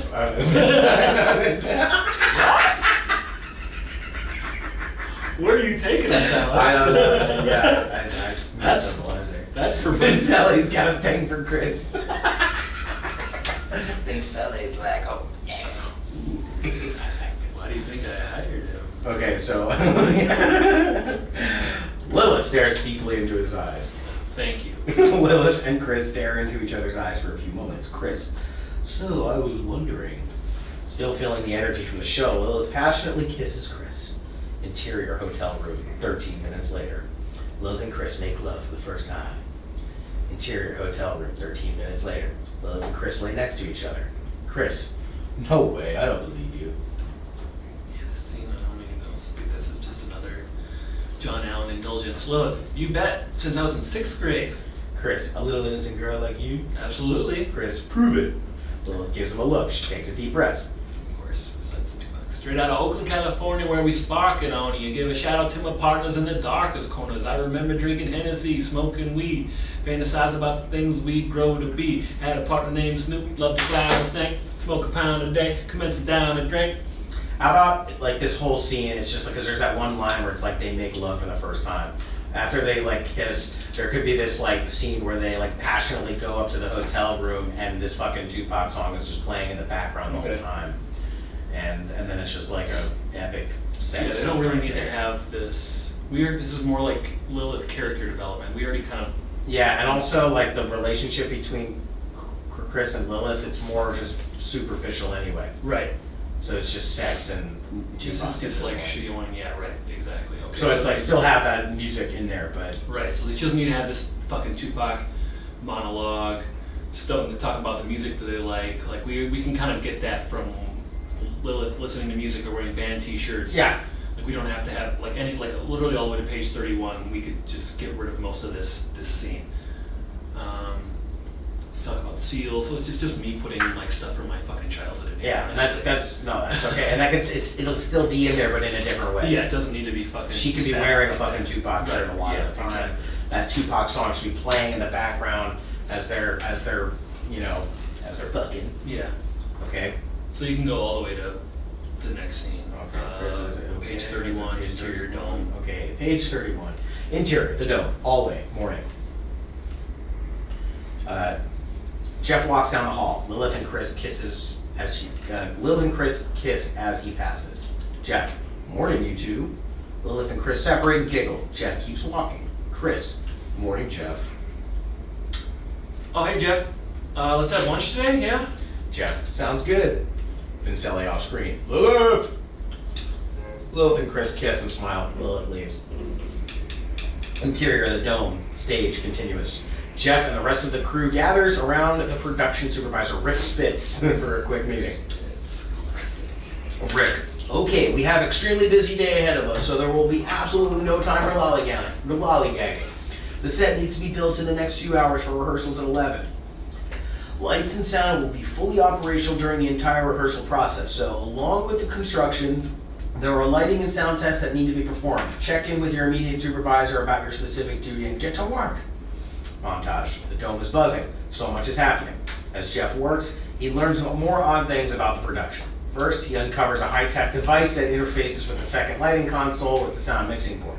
Pursuing his investigation, so this is when he finally sees what's under that sheet over there.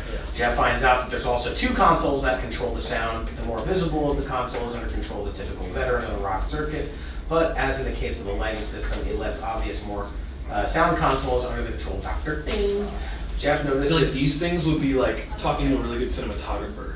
They'd be able to like solve all of these. Yeah. They're like, we could just show this, and that, and then the audience will get it. Yeah, I feel like exactly. that's what we need, is somebody who thinks in that kind of way. Yep, absolutely. Because this is all just too much. Yeah, because there's really not dialogue or anything. This No. is just kind of like his Mission Impossible.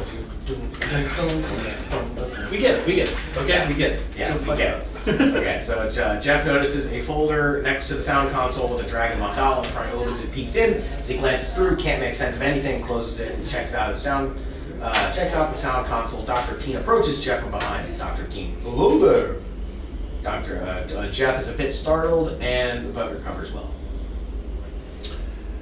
Jeff. Oh, hey, Jeff Domino, associate lighting producer in training. They shake hands. Dr. Teen. Oh, of course, I'm Dr. Troy Teen. Pleasure to meet you. I can tell you've never seen one of these before. No, nothing really even close. Care to enlighten me? Oh, absolutely. Dr. Teen. It's points- absolutely. Absolutely. Just Dr. Teen. Points to certain parts of the console as he speaks. Dr. Teen. This is a frequency response specification. This is another Don't teach him. Don't teach him all about this stuff. This is describing the frequencies, the music, and the tones, and the hertz, 20 hertz. And this is complicated We stuff. kind of need that because it does come. And it also it's misdirection. Uh-huh. It's kind of it's the more I think the more interesting thing about this is like the reaction of Jeff. Yeah. Jeff's reaction to all of this. I mean, like that's all kind of in the background as Jeff is just looking around and seeing all this shit. It's like mumbo jumbo from Dr. Teen, basically. Yeah. Which could be very useful. Yeah. There's highest treble, so this device can control everything. Plus, auto ranges. And he could have the same sort of enthusiasm that Walter White had in Breaking Bad when he's like getting all excited about chemistry and explaining to Jesse about all this crazy shit, and Jesse's just standing there like, okay, whatever. Jeff, other consoles can't do that? Dr. Teen. Oh no, it took me quite a few other bright minds at Stanford years to finally perfect this model. You worked at Stanford? Oh, I still do. But now I finally get to do some of my own, a lot of my own work. Now I finally get to see a lot of my work put into good use. And plus, this is a lot more fun than fiddling around in the lab all day. Jeff is growing slightly uncomfortable. Jeff. Yeah, sure. All right, well, thanks for the lesson. It was nice meeting you. Dr. Teen, nice to meet you too, Jeff. They shake hands and Jeff leaves. He walks through the studio complex in search of Lilith and walks towards a small rehearsal in which he hears Chris and Dr. Jan Frazier. Interior of the dome, hallway, outside rehearsal studio, continuous. Grunting and moaning sounds come from the rehearsal studio. Unnoticed, Jeff peeks in and witnesses Chris on top of Dr. Frazier. At first it appears they are having sex, then another choreographer enters the scene. It becomes clear that this is a dance routine. They reposition, and the choreographer plays a Liquid Crystal song. Chris and Dr. Frazier fine-tune their choreographed routine, posturing in dominance and the recessiveness of primates, synchronized to a video of Lilith's performance. Another video plays simultaneously showing passive-aggressive behavior of baboons in the wild. I love this shit. And that's straight. Yeah, Uncle Bruce. That's just Jeff fucking like walking past and like, what the fuck? The fuck is going on in there? I love that. Yeah. Jeff, very confused, continues on in his search for Lilith. All right. Okay. What the hell was up with that? Interior of the dome, back hallway, continuous. Lilith walks down the hall and sees Matt Harrison, 29, crouched on the ground by some vending machine, searching for something. Lose something? Matt looks up, surprised to see Lilith. Oh yeah, my ring, I dropped it in this area somewhere. Matt gestures around. What's it look like? Oh, gold, the blue thing in the middle, thanks. No problem. Lilith steps back and she looks at the whole area. After scanning for a few seconds, she sees something on one of the vending machine trays. She smiles, walks up to it, and picks it up. Got it. Oh yes, thanks so much. Could have sworn it fell on the ground. It's beautiful. Lilith hands the ring to Matt. It's this ring. Yep, perfect. Got it. Nice. Got it. Got it. Found the ring. Thanks. It was my grandpa's. Lilith nods. Matt, right? Matt's impressed. Yeah, Matt Harrison. And you, of course, are Lilith. Nice to meet you. Nice. Okay, they shake hands. You too. You work for the record company? Oh, wait, you work for the record company. Yeah, but they actually they're actually owned by 5G. So we technically, so we technically have the same boss. I was actually talking to him. I'm officially your sound mixer when you start recording in the studio. Really? Great. Jeff comes marching down the hall. Jeff. Lil. Jeff, how's it going? Good. Yeah. Have you met Matt yet? He's gonna be our guy in the studio. No, nice to meet you, Matt. I'm Jeff. They shake hands. Matt, nice to meet you. Jeff. Lil, can I talk to you for a second? Yeah, sure. Matt, see you guys around. Nice to meet you both again. You too. Lilith and Jeff walk down the hall. Matt walks the other way. I like this part. What's up? I don't know how to put this, but I think there's some major weirdness going on around here. What do you mean? You haven't noticed anything funny? Thanks. I mean, no, not really. Jeff, all right, just try to follow me here. Just be like, is this about the satellites again? It's like, actually, no. It's like, and then maybe he thinks back for a second. No, I don't know. How's the satellites forgot about this? Forgot about the satellites. Fuck. Okay.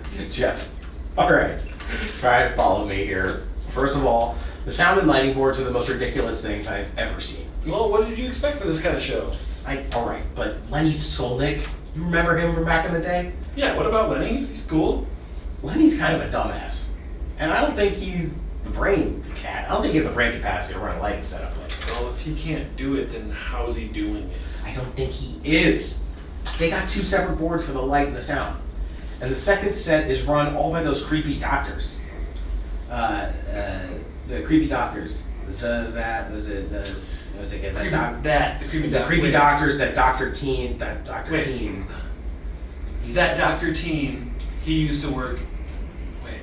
He's run by the Just creepy that. doctors. Okay. That Dr. Teen, Choi Teen. Oh, wait, no.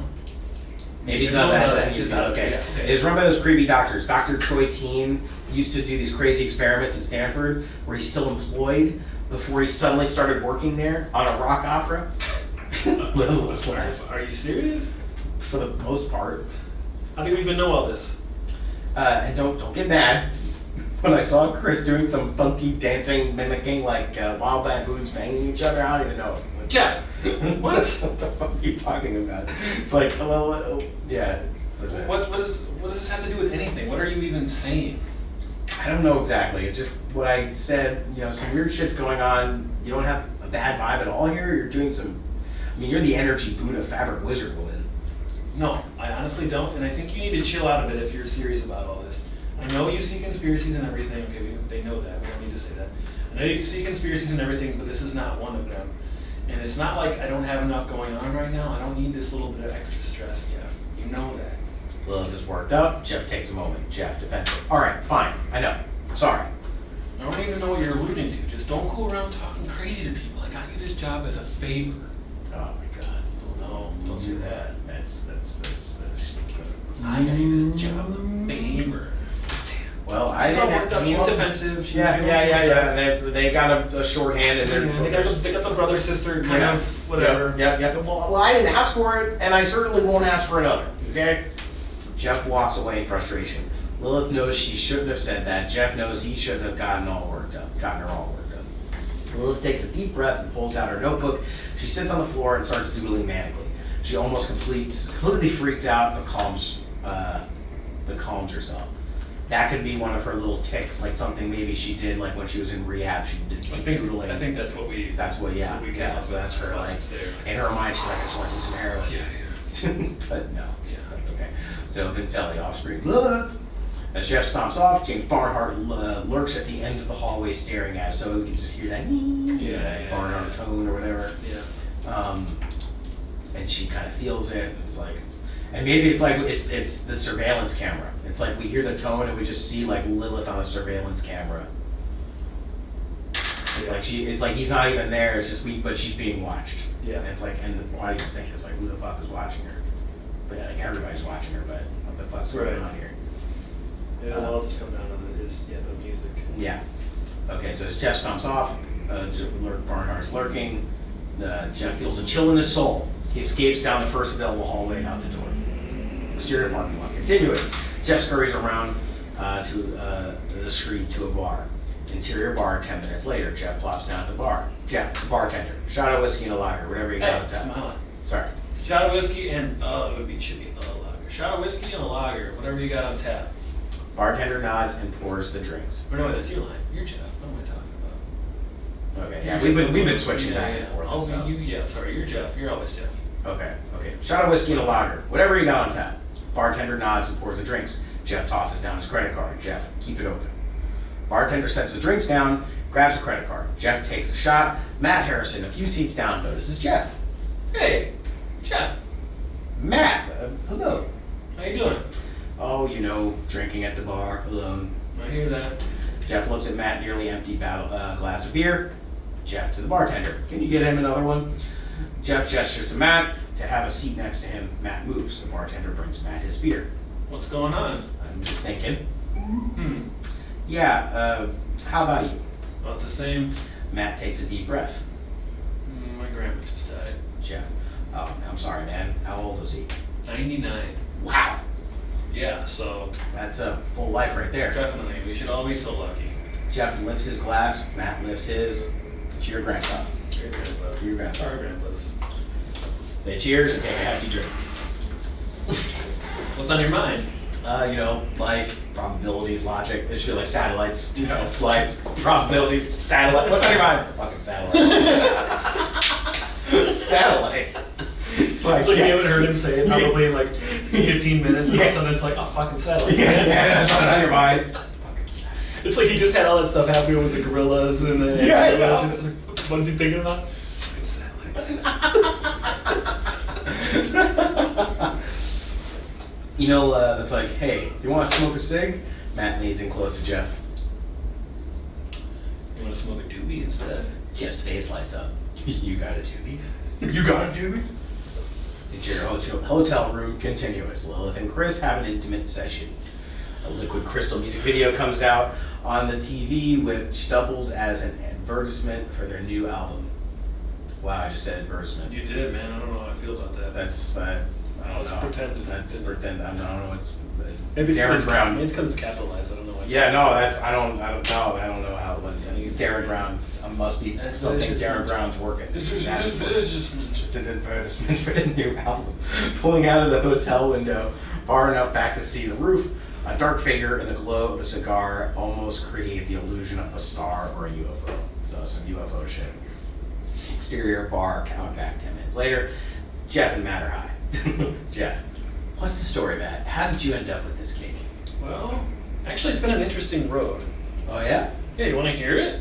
Absolutely, new friend. Well, he obviously wants to hear it. Okay, you don't have to ask. Well, actually, I started out studying neurobiology. Like the brain? Yeah, I was studying the sound frequency representation in the auditory midbrain in attempts to identify a neural substrate for behaviorally determined frequency resolution.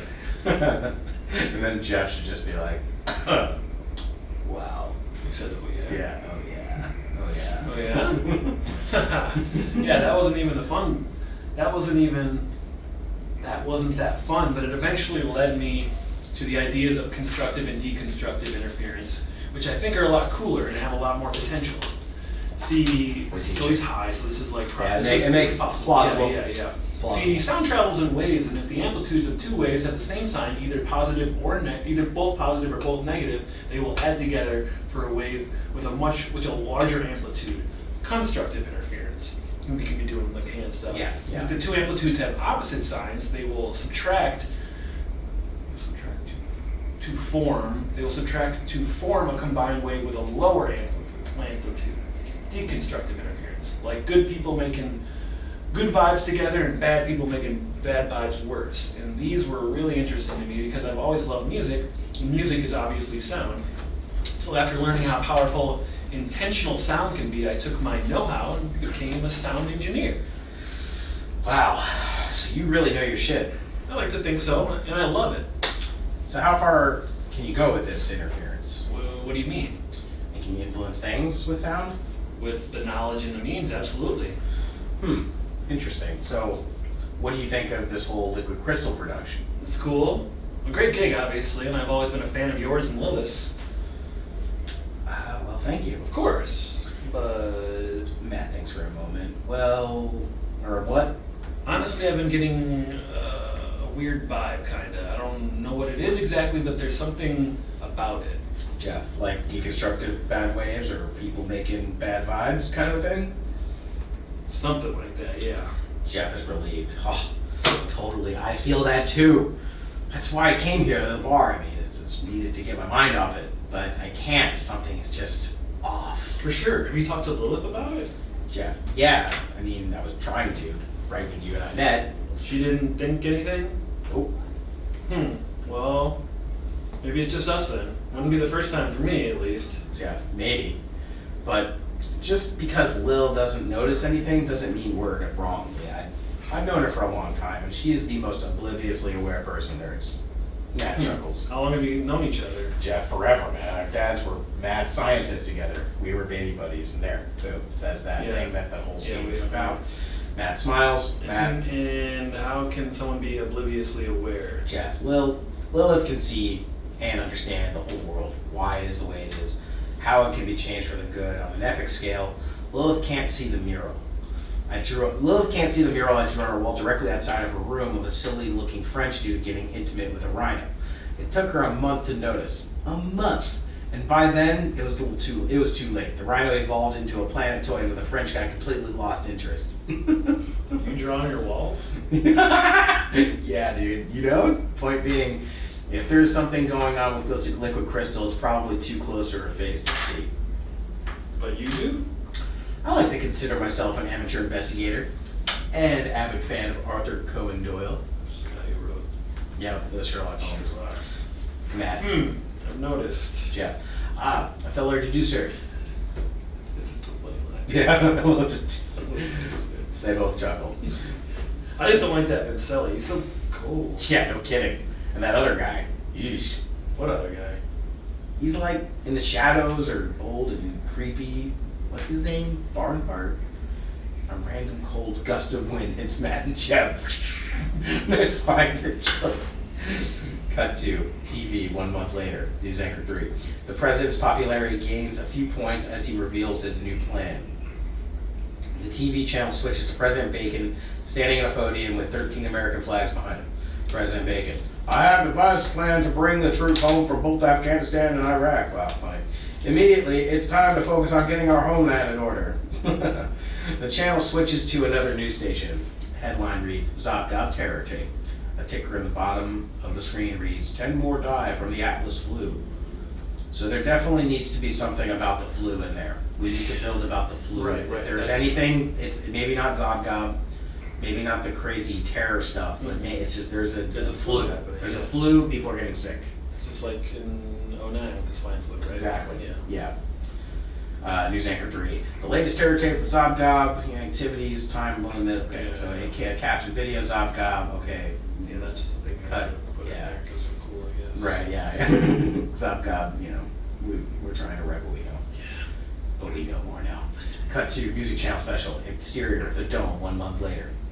Hundreds of people gather outside the dome. Deep bass and bright lights shoot out into the sky. Interior of the dome continuous. The show is madness. The crowd is on one. The crowd is on one. Liquid Crystal is a mind-blowing spectacle. Narrator Bob. Well, folks, it's the real deal. Liquid Crystal has quickly overtaken the music world, and Lilith is now officially the biggest rock star alive. Interior recording studio. Matt Harrison sits at the mixing board with Lilith, both playing with the audio levels. Narrator Bob. Recently, we had the opportunity to ask other musicians at the top of their game about their feelings on the Liquid Crystal and Lilith. Eddie Vedder sits on a comfy chair, comfortable.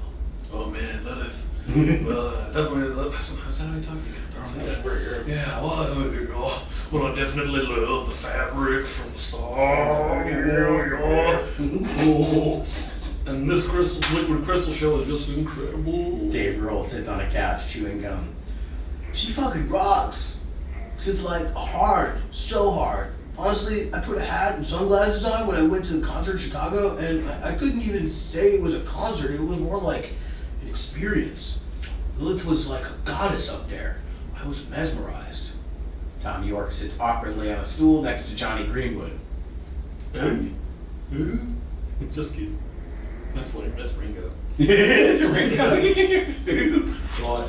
No, she's alright. Kind of weird. Like a bit. Like that bit. Yeah. Interior soundstage continuous. Lilith and the band shoot a music video. Narrator Bob. The band spent last month recording their long-awaited debut album, Optimistic Synchronicity. Synchro Mystery. Secret mystery. Optimistic Synchronicity. Write that down. Optimistic Synchro Mystery. And shooting a series of music videos to be released alongside the album. I asked Lilith for any details on the project, and this is what she had to say. Lilith sits in the chair in front of a huge picture of herself. Lilith.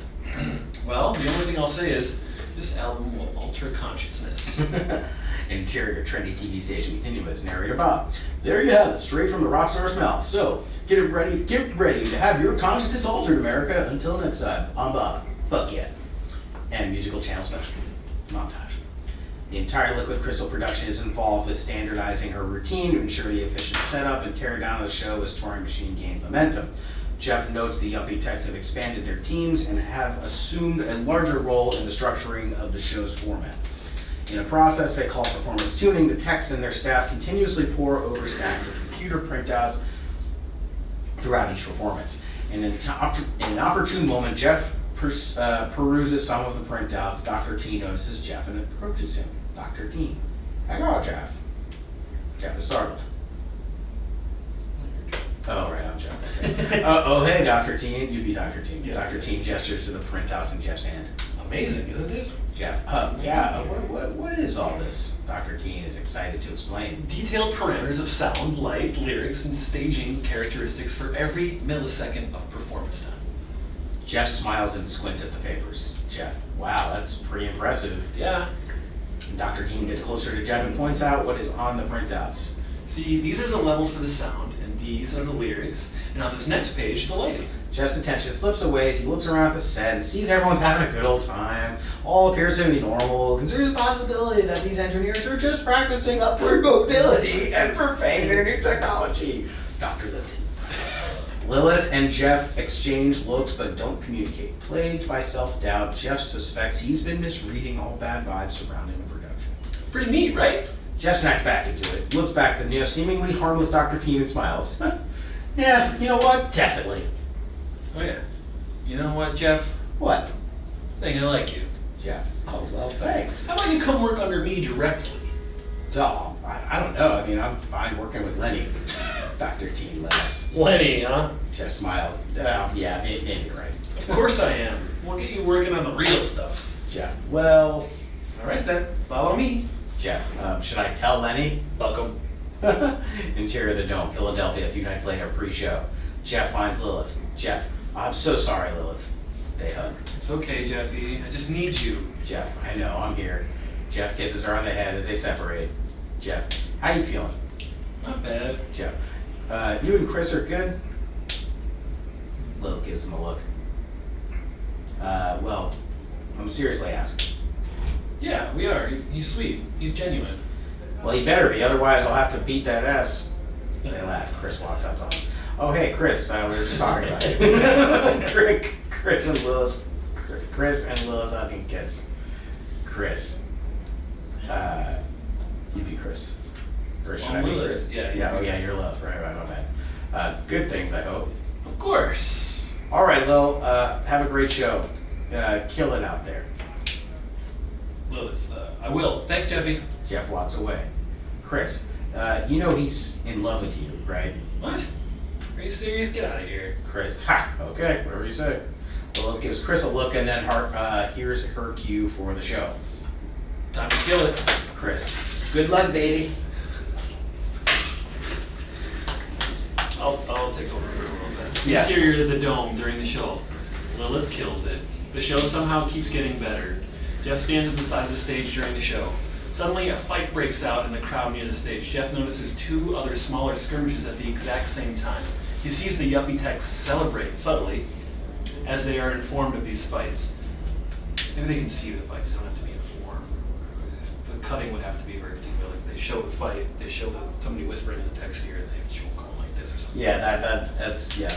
And even as it's all in exposition right now, it's just there's going to be some creative way to show that. They immediately get their printouts and record their observations. Jeff is highly confused. Interior of the dome after the show, Chris and Monolith walk through the empty, dirty venue, whispering sweet nothings to each other. Roadies gather equipment. Lilith trips over an empty cup. That's because she can't see things that are right in front of her. She sees the big thing you can't see. Right. She's like, oh shit. Yep. Vincelli appears on stage.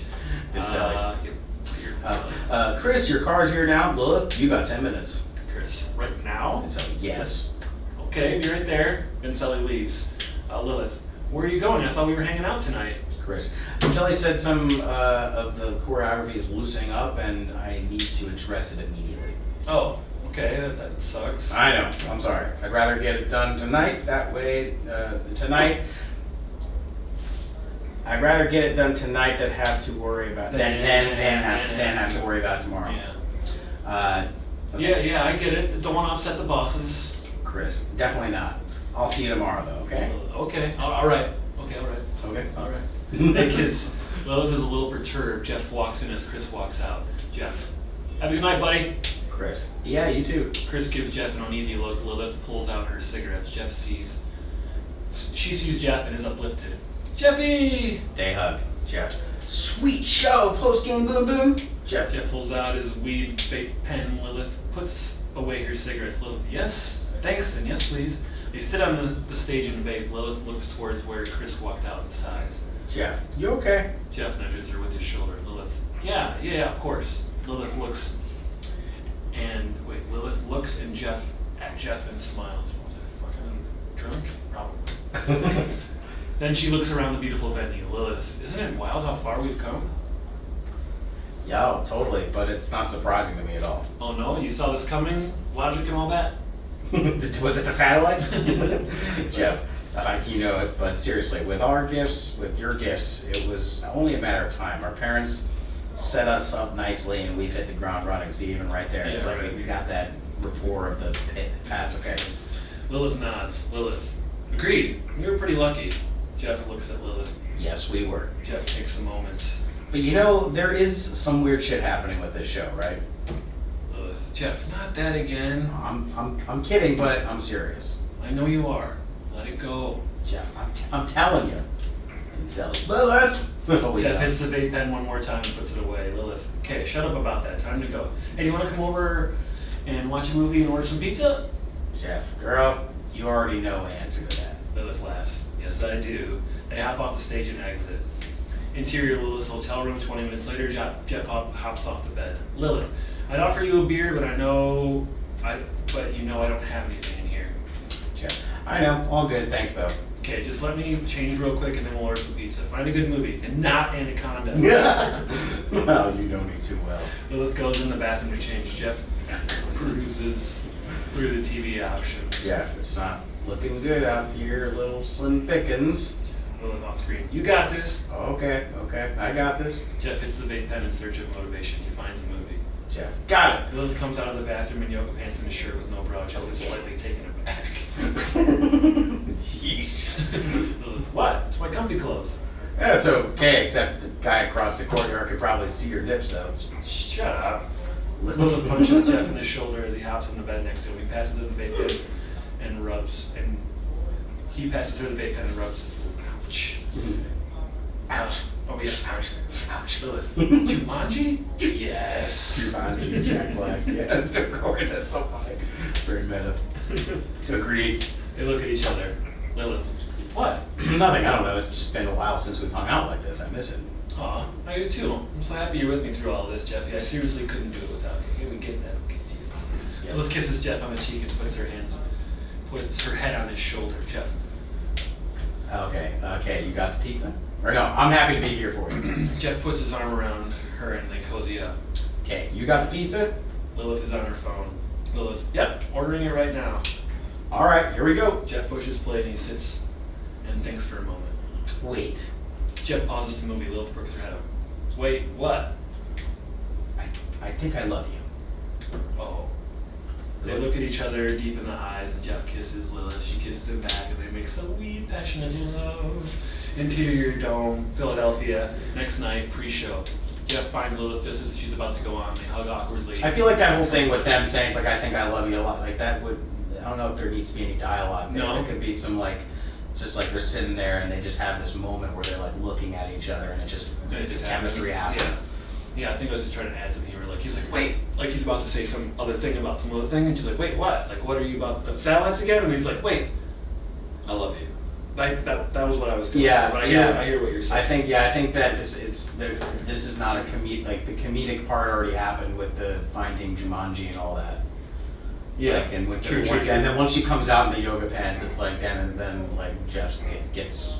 Yeah, he's like a little bit different. Yeah, because the thing is like he does love her, and he's. And the always audience will know that too, Yeah. by just how it's shot and the way he looks at her. And how could he not love her? Yeah, He's it's only- not like I think it's like he definitely loves her. Yeah, of course he does. And this is and she loves him, and it's just there's that chemistry that just fucking happens. Yep, so they make us a wee to love. Okay. Interior of the Dome, Philadelphia, next night pre-show. Jeff finds Lilith. She's about to go on. They hug awkwardly. Then they're like, and then they're like, okay, it's you, it's us. Kill him out there, Lil. What do they say? What's the New Zealand term? Deadly? Deadly. Okay. Yeah. Okay, whatever. Yeah. Thanks, Jeffy. Jeff leaves as Chris walks up. Break a leg, dude. Chris. Thanks. Lilith. Oh, Jeff. Do you know if the pack won? You missed the game again? Lilith is stressed out just hearing the question. Okay. Lilith, don't even get me started. Well, you missed another good one. 35-21 Packers. Yes. Lilith hugs Chris in celebration. Jeff walks off. Lilith continued to Chris. We gotta watch the game next Sunday, okay? Otherwise I'll go insane. Of course, yeah, we'll make it happen. Okay, good. Sorry again about last night. Lilith starts to smile and hides it. Lilith, it's okay. She's just like, oh yeah, and Jeff. Yeah. Yeah. It's okay. How'd it go? You tightened it up? Yeah, I think we got it. Did you have a good night? Yeah, just went up to the hotel and fell asleep to a movie. Doesn't mention Yeah, it. yeah. Well, if you're up for it, I'd love to hang out with you tonight after the show. I miss you. Of course. If I'm not too exhausted, then definitely like setting it up already. Like, Yeah. I got an out. I know. maybe Yeah, that'll- yeah. Awesome. Have a great show, baby. Chris kisses her on the cheek. Lilith, thanks. Chris leaves. Lilith takes a moment to herself. She thinks about everything as she listens to the crowd. She smiles and frowns and smiles again. She begins to get overwhelmed. She checks her pockets for her notebook and pulls it out. She sits on the floor and doodles in it quickly. I feel like this whole scene is kind of like gradually she's getting more stressed.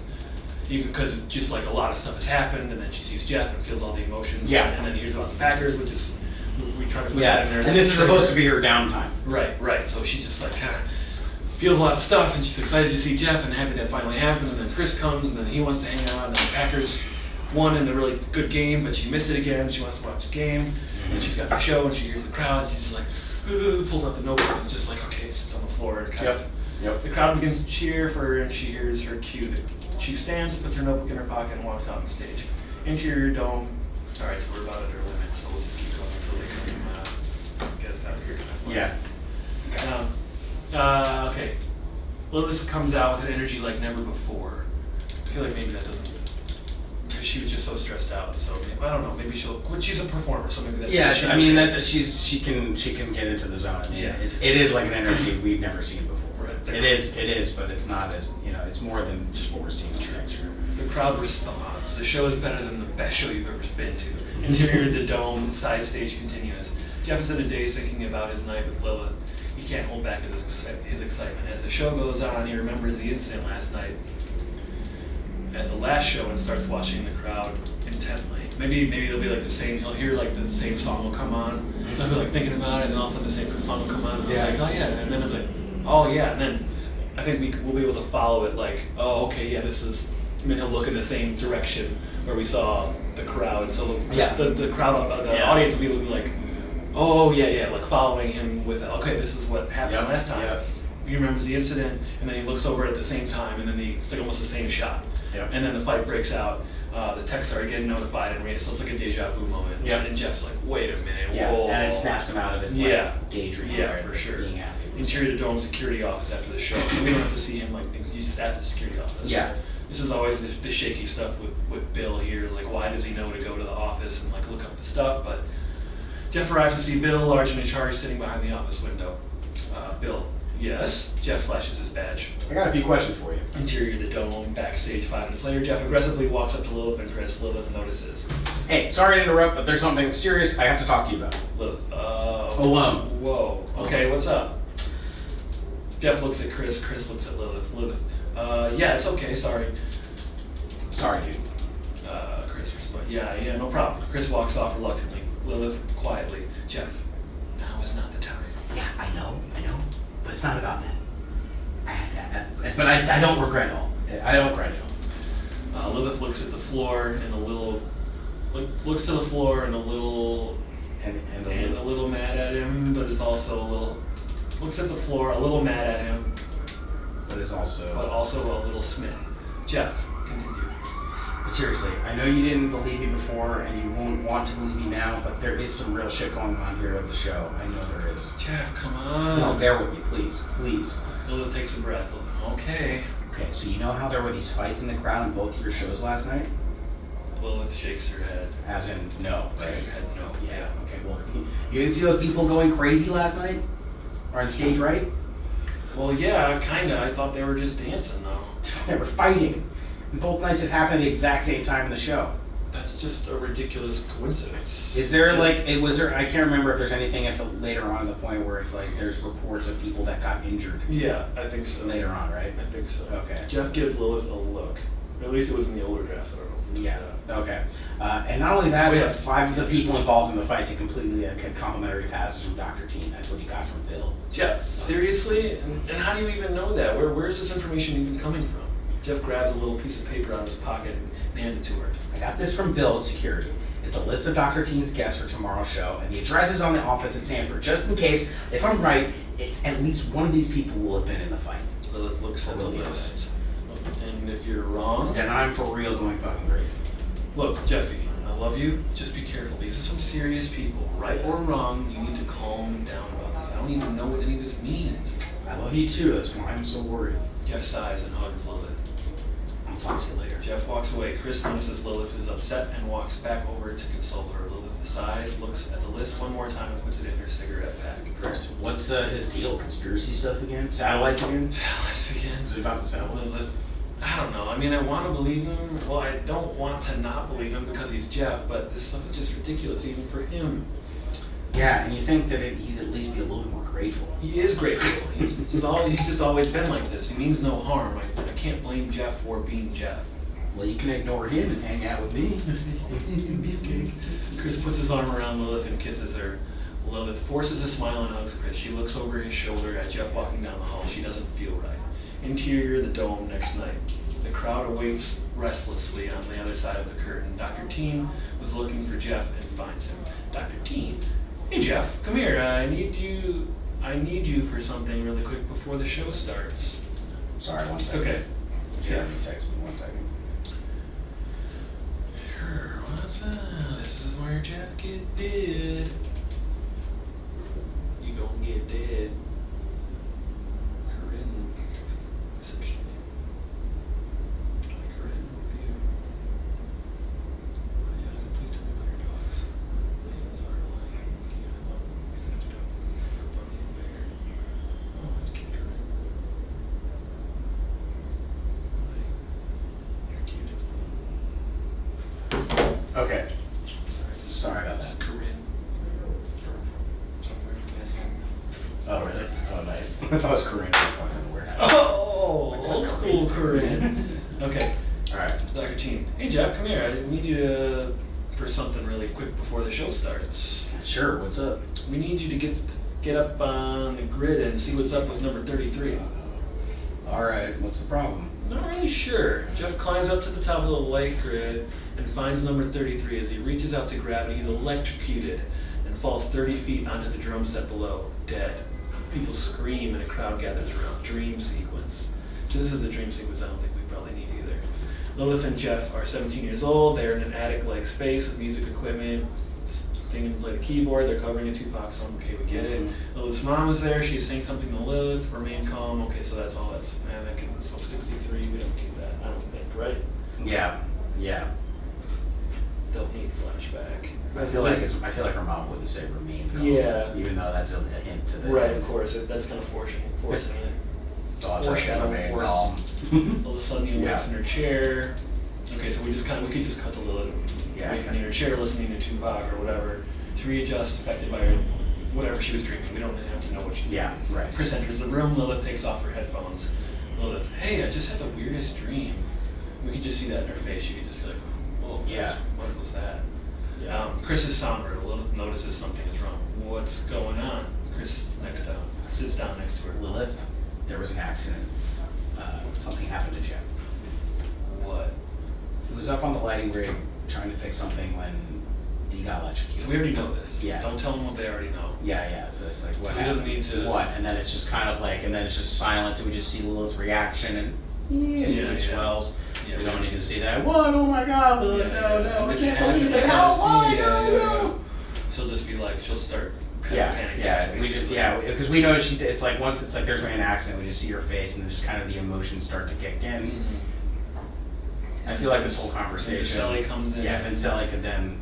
He can come in. None of this has to be words. He could just Vincelli come in. You know, he's like, you have to, like, you had a show. You know, like you have to. That's what he's saying. Remain calm. Yeah. So maybe you could come out of the days just having Vincelli say, remain calm. Just remain calm. You got a show. Or no, how about this? If it's like when she says, it's like, I got some bad news. I got something happened to Jeff. What? And then it's the look on her face, and then some sort of like tone or something. It's like ultimately what happens is she passes out. Mm-hmm. She just passes out, and it could be in an interesting way that happens. But then it's like she comes to, and Vincelli's there, just like, and maybe like some other people. Vincelli's like waking her up, like, Lilith, we gotta get you on stage. Like, we know it's bad. It's just like immediately trying to get her back on the program. Yeah. We know it's bad, but she just immediately like just passes out or something. Yeah, I like that. She passes out. Okay, you can. Because it's so emotional for her. She can't even, when someone dies like that, it's just like. Woken by Vincelli. Okay. Okay, Vincelli's like, Lilith, it's okay. Yeah, but now it's gonna say her name. It's like, it's okay. It's like, we're so sorry. It's been okay, Vincelli. Okay. Words. You can take it. Okay, Vincelli's words are noticeably affecting Lilith. No, it's not. I need to see him. Get me to the hospital. Jeff won't be at the hospital. Like, this whole thing doesn't need to be in there either. Jeff's body will be there. It doesn't need to be there. Okay, Vincelli, just take some deep breaths. Okay. Yeah, none of this needs to be in They're there. gonna be okay. You have to go. It's basically like he's like, I'm sorry. It's gonna be. I'm sorry. There's nothing we can do, but you need to. Yeah, we have a show. We have a show in like 5 minutes. Yeah, The show must go on. You can hear the crowd. Yeah. And then they can say this, like, you need to, beginning of page 66, you need to take everything you're feeling right now and use it for good, do it for Jeff, like. Yeah. So that, I like that, we can keep that in another shit. Right. Lilith takes another deep breath. She searches her pockets for a notebook, can't find it. She starts to freak out more. Chris steps towards her with her notebook in hand. Chris, here it is, babe. I got it. He hands her the notebook. She takes the pen from behind her ears, sits on the floor and doodles. Vincelli. Lilith. Chris. Yeah, give her a minute, will you? Yeah, Vincelli. We don't have a fucking minute, Chris. Chris backs off. The crowd chants for Lilith. Vincelli. Lilith. This is what you were born for. Every moment in your life has led to this one. You are their queen. You are their goddess. Lilith looks up to Vincelli. Vincelli. At the very least, it will help you to get your mind off. At the very least, it will help you to get your mind off of everything. Even if it's only for a couple hours, you need to do this, Lilith. You don't really have a choice. Lilith stares up at Vincelli. She puts her notebook away and stands up. I always have a choice. Lilith away walks. Lilith away. Lilith walks away. Right. Lilith Lilith away. Okay. Lilith away. Walks towards the stage. The sound of the crowd grows louder and louder. Interior of the dome hallway continuous. As Lilith reaches the side stage, the crowd can feel her presence. She wipes away the tears and composes herself. Sorry. There could almost be like a thing where they like give her a sedative or something, or like they inject her with something before she goes on stage, so she's a little bit like loopy. Well, I don't know because she has a drug. Oh, right, yeah, She they- doesn't take yeah. anything. Yeah, maybe they want to give it to her. She's like, no. That's like, and that's the thing of empowerment. They're like, fine, we'll just give you a set. You're like, no, I don't need that. I'll just go on or something. Yeah, yeah. Okay. Interior of the dome, stage, continuous. Lilith hits the stage with unparalleled electricity. Then the crowd explodes in excitement as the first song kicks in. It's the best performance of Lilith's life. The crowd is in awe and in love. Even Vincelli is impressed. Barnhart is content somewhere. Exterior dome. After the show, Lilith smokes a cigarette by herself. Chris finds her. He lets her see him before he approaches. They acknowledge each other. Lilith puts out her cigarette in a makeshift ashtray. Lilith. Come here. Chris submissively wraps his arms around Lilith. They have a long hug. Chris, I know you probably want to feel alone right now. I just feel so bad, and I have to tell you that was the most incredible show I've ever seen. Thank you. It's not your fault. Okay, well, I'll leave you be, but let me know if you need anything, okay? Okay, thank you. Then they kiss again. Chris leaves. Lilith opens her cigarette pack for another, but notices the paper with the list of names Jeff gave her. She takes it out and looks at it. She holds back tears again. Interior, dome, security office, continuous. Bill hands Lilith the sheet with the names of the people involved in fights that evening. Thank you. Thank you. Right. So it's like, well, Lilith compares it to the list Jeff gave her, and 5 of the names of Jeff's list were indeed involved in violence at the show. Fuck. He was right. Fucking satellites.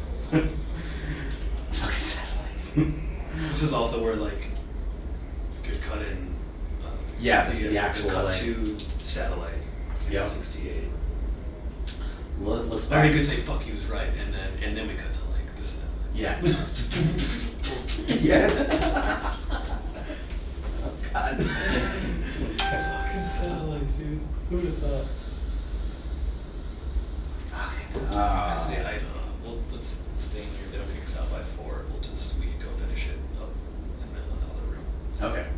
Yeah. And we're okay. Yeah. Okay. Okay. Lilith looks back at Bill. Can I keep this copy? It's all you. Thank you. Okay. Are you okay? Fear tears escape her eyes. No, but thanks. Lilith turns to leave and sees Matt Harrison. Matt. Hey, Lilith. Incredible show. Thanks. I heard about Jeff. I'm so sorry. Me too. Thanks. Matt, I don't really know how to say this, and the timing is horrible, but could I talk to you? Could I talk to you for a second? It's really important. Can I good talk? Can I could talk? Can I could talk? Can I could Can I could fucking type? Can I could talk? It's really important. Well, this hesitant. Matt, it's about Jeff and everything. Okay. Okay, well, I think he said he mentioned to you about how he felt about this whole show. Did, yeah. Well, now that he's gone, Lilith!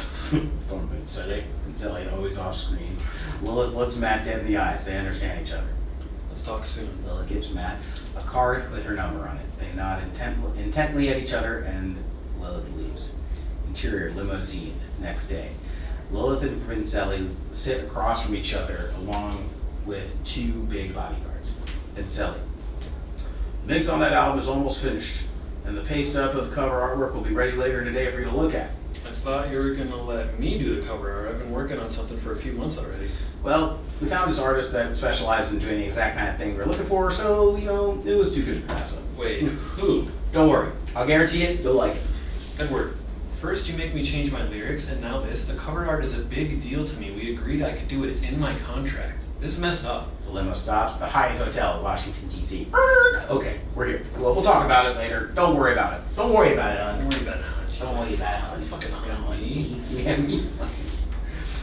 He looks at Lilith's frowning face and smiles. Vincelli, now, be a rock star. Fucking Jeremy Piven. The door opens from outside and they exit. Exterior Hyatt Hotel, Washington, D.C. continues. Lilith, Vincelli, and her bodyguards exit into a crowd of fans, all yelling for her. She immediately puts on her game face and starts signing autographs. Vincelli urges her on as they make their way inside. Interior Hyatt Hotel continuous. They work their way through the lobby, pushing away the paparazzi. As they reach the elevator, the doors open, and a distinguished silver-haired gentleman. Okay, here we go, fucking serious. This is what's really going on. Colonel Timothy Ellis and the plainclothes security guards exit. Lilith and Hollis have momentary eye-to-eye contact. Despite Hollis' smile, Lilith's body shivers as it's been blasted by an Arctic gale. Bruce. As Hollis passes, Lilith doesn't observe the acknowledging eye gestures exchanged between him and Vincelli. Lilith and Vincelli and their crew enter the elevator. Exterior Hyatt Hotel continuous. We follow Hollis, his security detail, as they exit the hotel and enter an awaiting limo. They drive off, passing monuments on their way to the Pentagon. Oh my God, here we go. Exterior Pentagon continuous. Several plainclothed men and military officials await the approaching limo.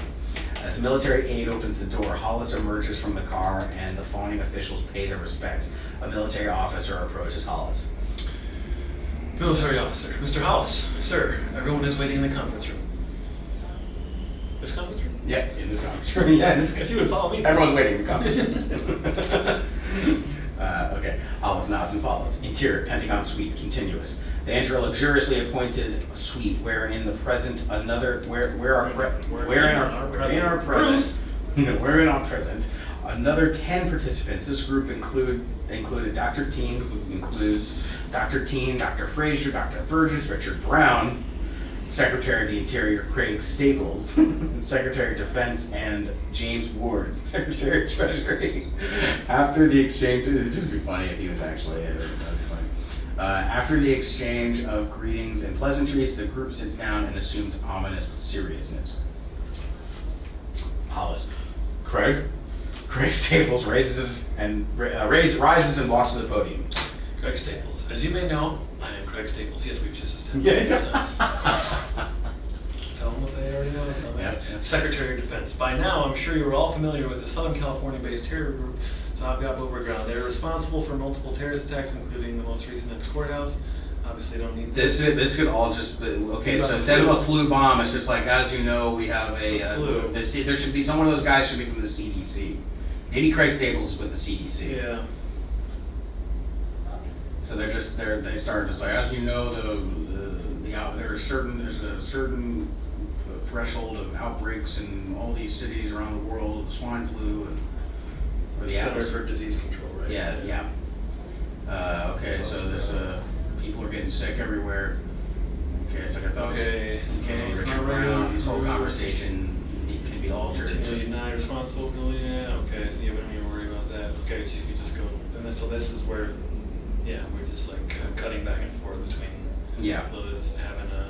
Yeah, okay, so it's a little goes over a normal day, gets her hair cut, pulls on the list, Jeff gets and stares at it, she's still broken, Pentagon suite continuous. I'll let Colonel Hollis take it from here. Hollis rises, walks to the podium. Hollis.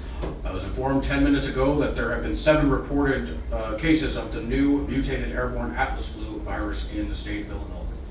The room collectively gasped. How did Richard Brown? How did it travel so fast? Hollis. We don't know specifically. However, that is not the immediate point of this interest. Of course it's not. What does concern me is how to solve the problem on a larger scale. Hollis takes a breath. Firstly, I'd like to state the president put us in this situation allowing for this to happen. This whole issue could have been avoided. There should be a thing where like they turn, like there's a record that's going, they like turn off the record or some, maybe not. That's like, because this is where he goes on this thing about is like, you know, Dick Cheney, like that fucking president, that liberal bastard, and socialism. All right, let me just read it. Firstly, I'd like to state the president put us into this situation allowing for this to happen. This whole issue could have been avoided if our intelligence departments had proper funding. The day he took office is the day our country lost the one thing we truly need, protection. With this electorate weaned on the diet of ridiculous reality TV and Hollywood propaganda, it's no surprise they elected a liberal geriatric president, himself nothing more than a Hollywood packaged TV image. The president as a commander-in-chief has lost the respect of and his influence over the international political community. These are extremely critical times, and there is no going back. We must prevent a pandemic at all costs and ensure that the safety of the American people. This is like the, what's his name, from Dr. Strangelove scene, right? Yeah. As director of the Central Intelligence Agency, I see no other alternative to initiate the control program immediately. That could all be, and this is like one of the longest lines in the script so far. It is the longest. Yeah. But it's a super important line, and I think if we do it really in the homage of Dr. Strangelove, then it's like then it's relevant. It'll be relevant. And also being like, I thought this was a movie about concert at this Yeah. point. Yeah, that's when it changes. Yeah.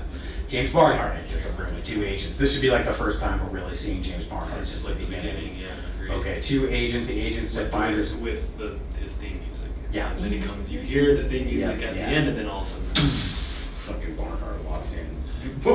Arctic Gale. the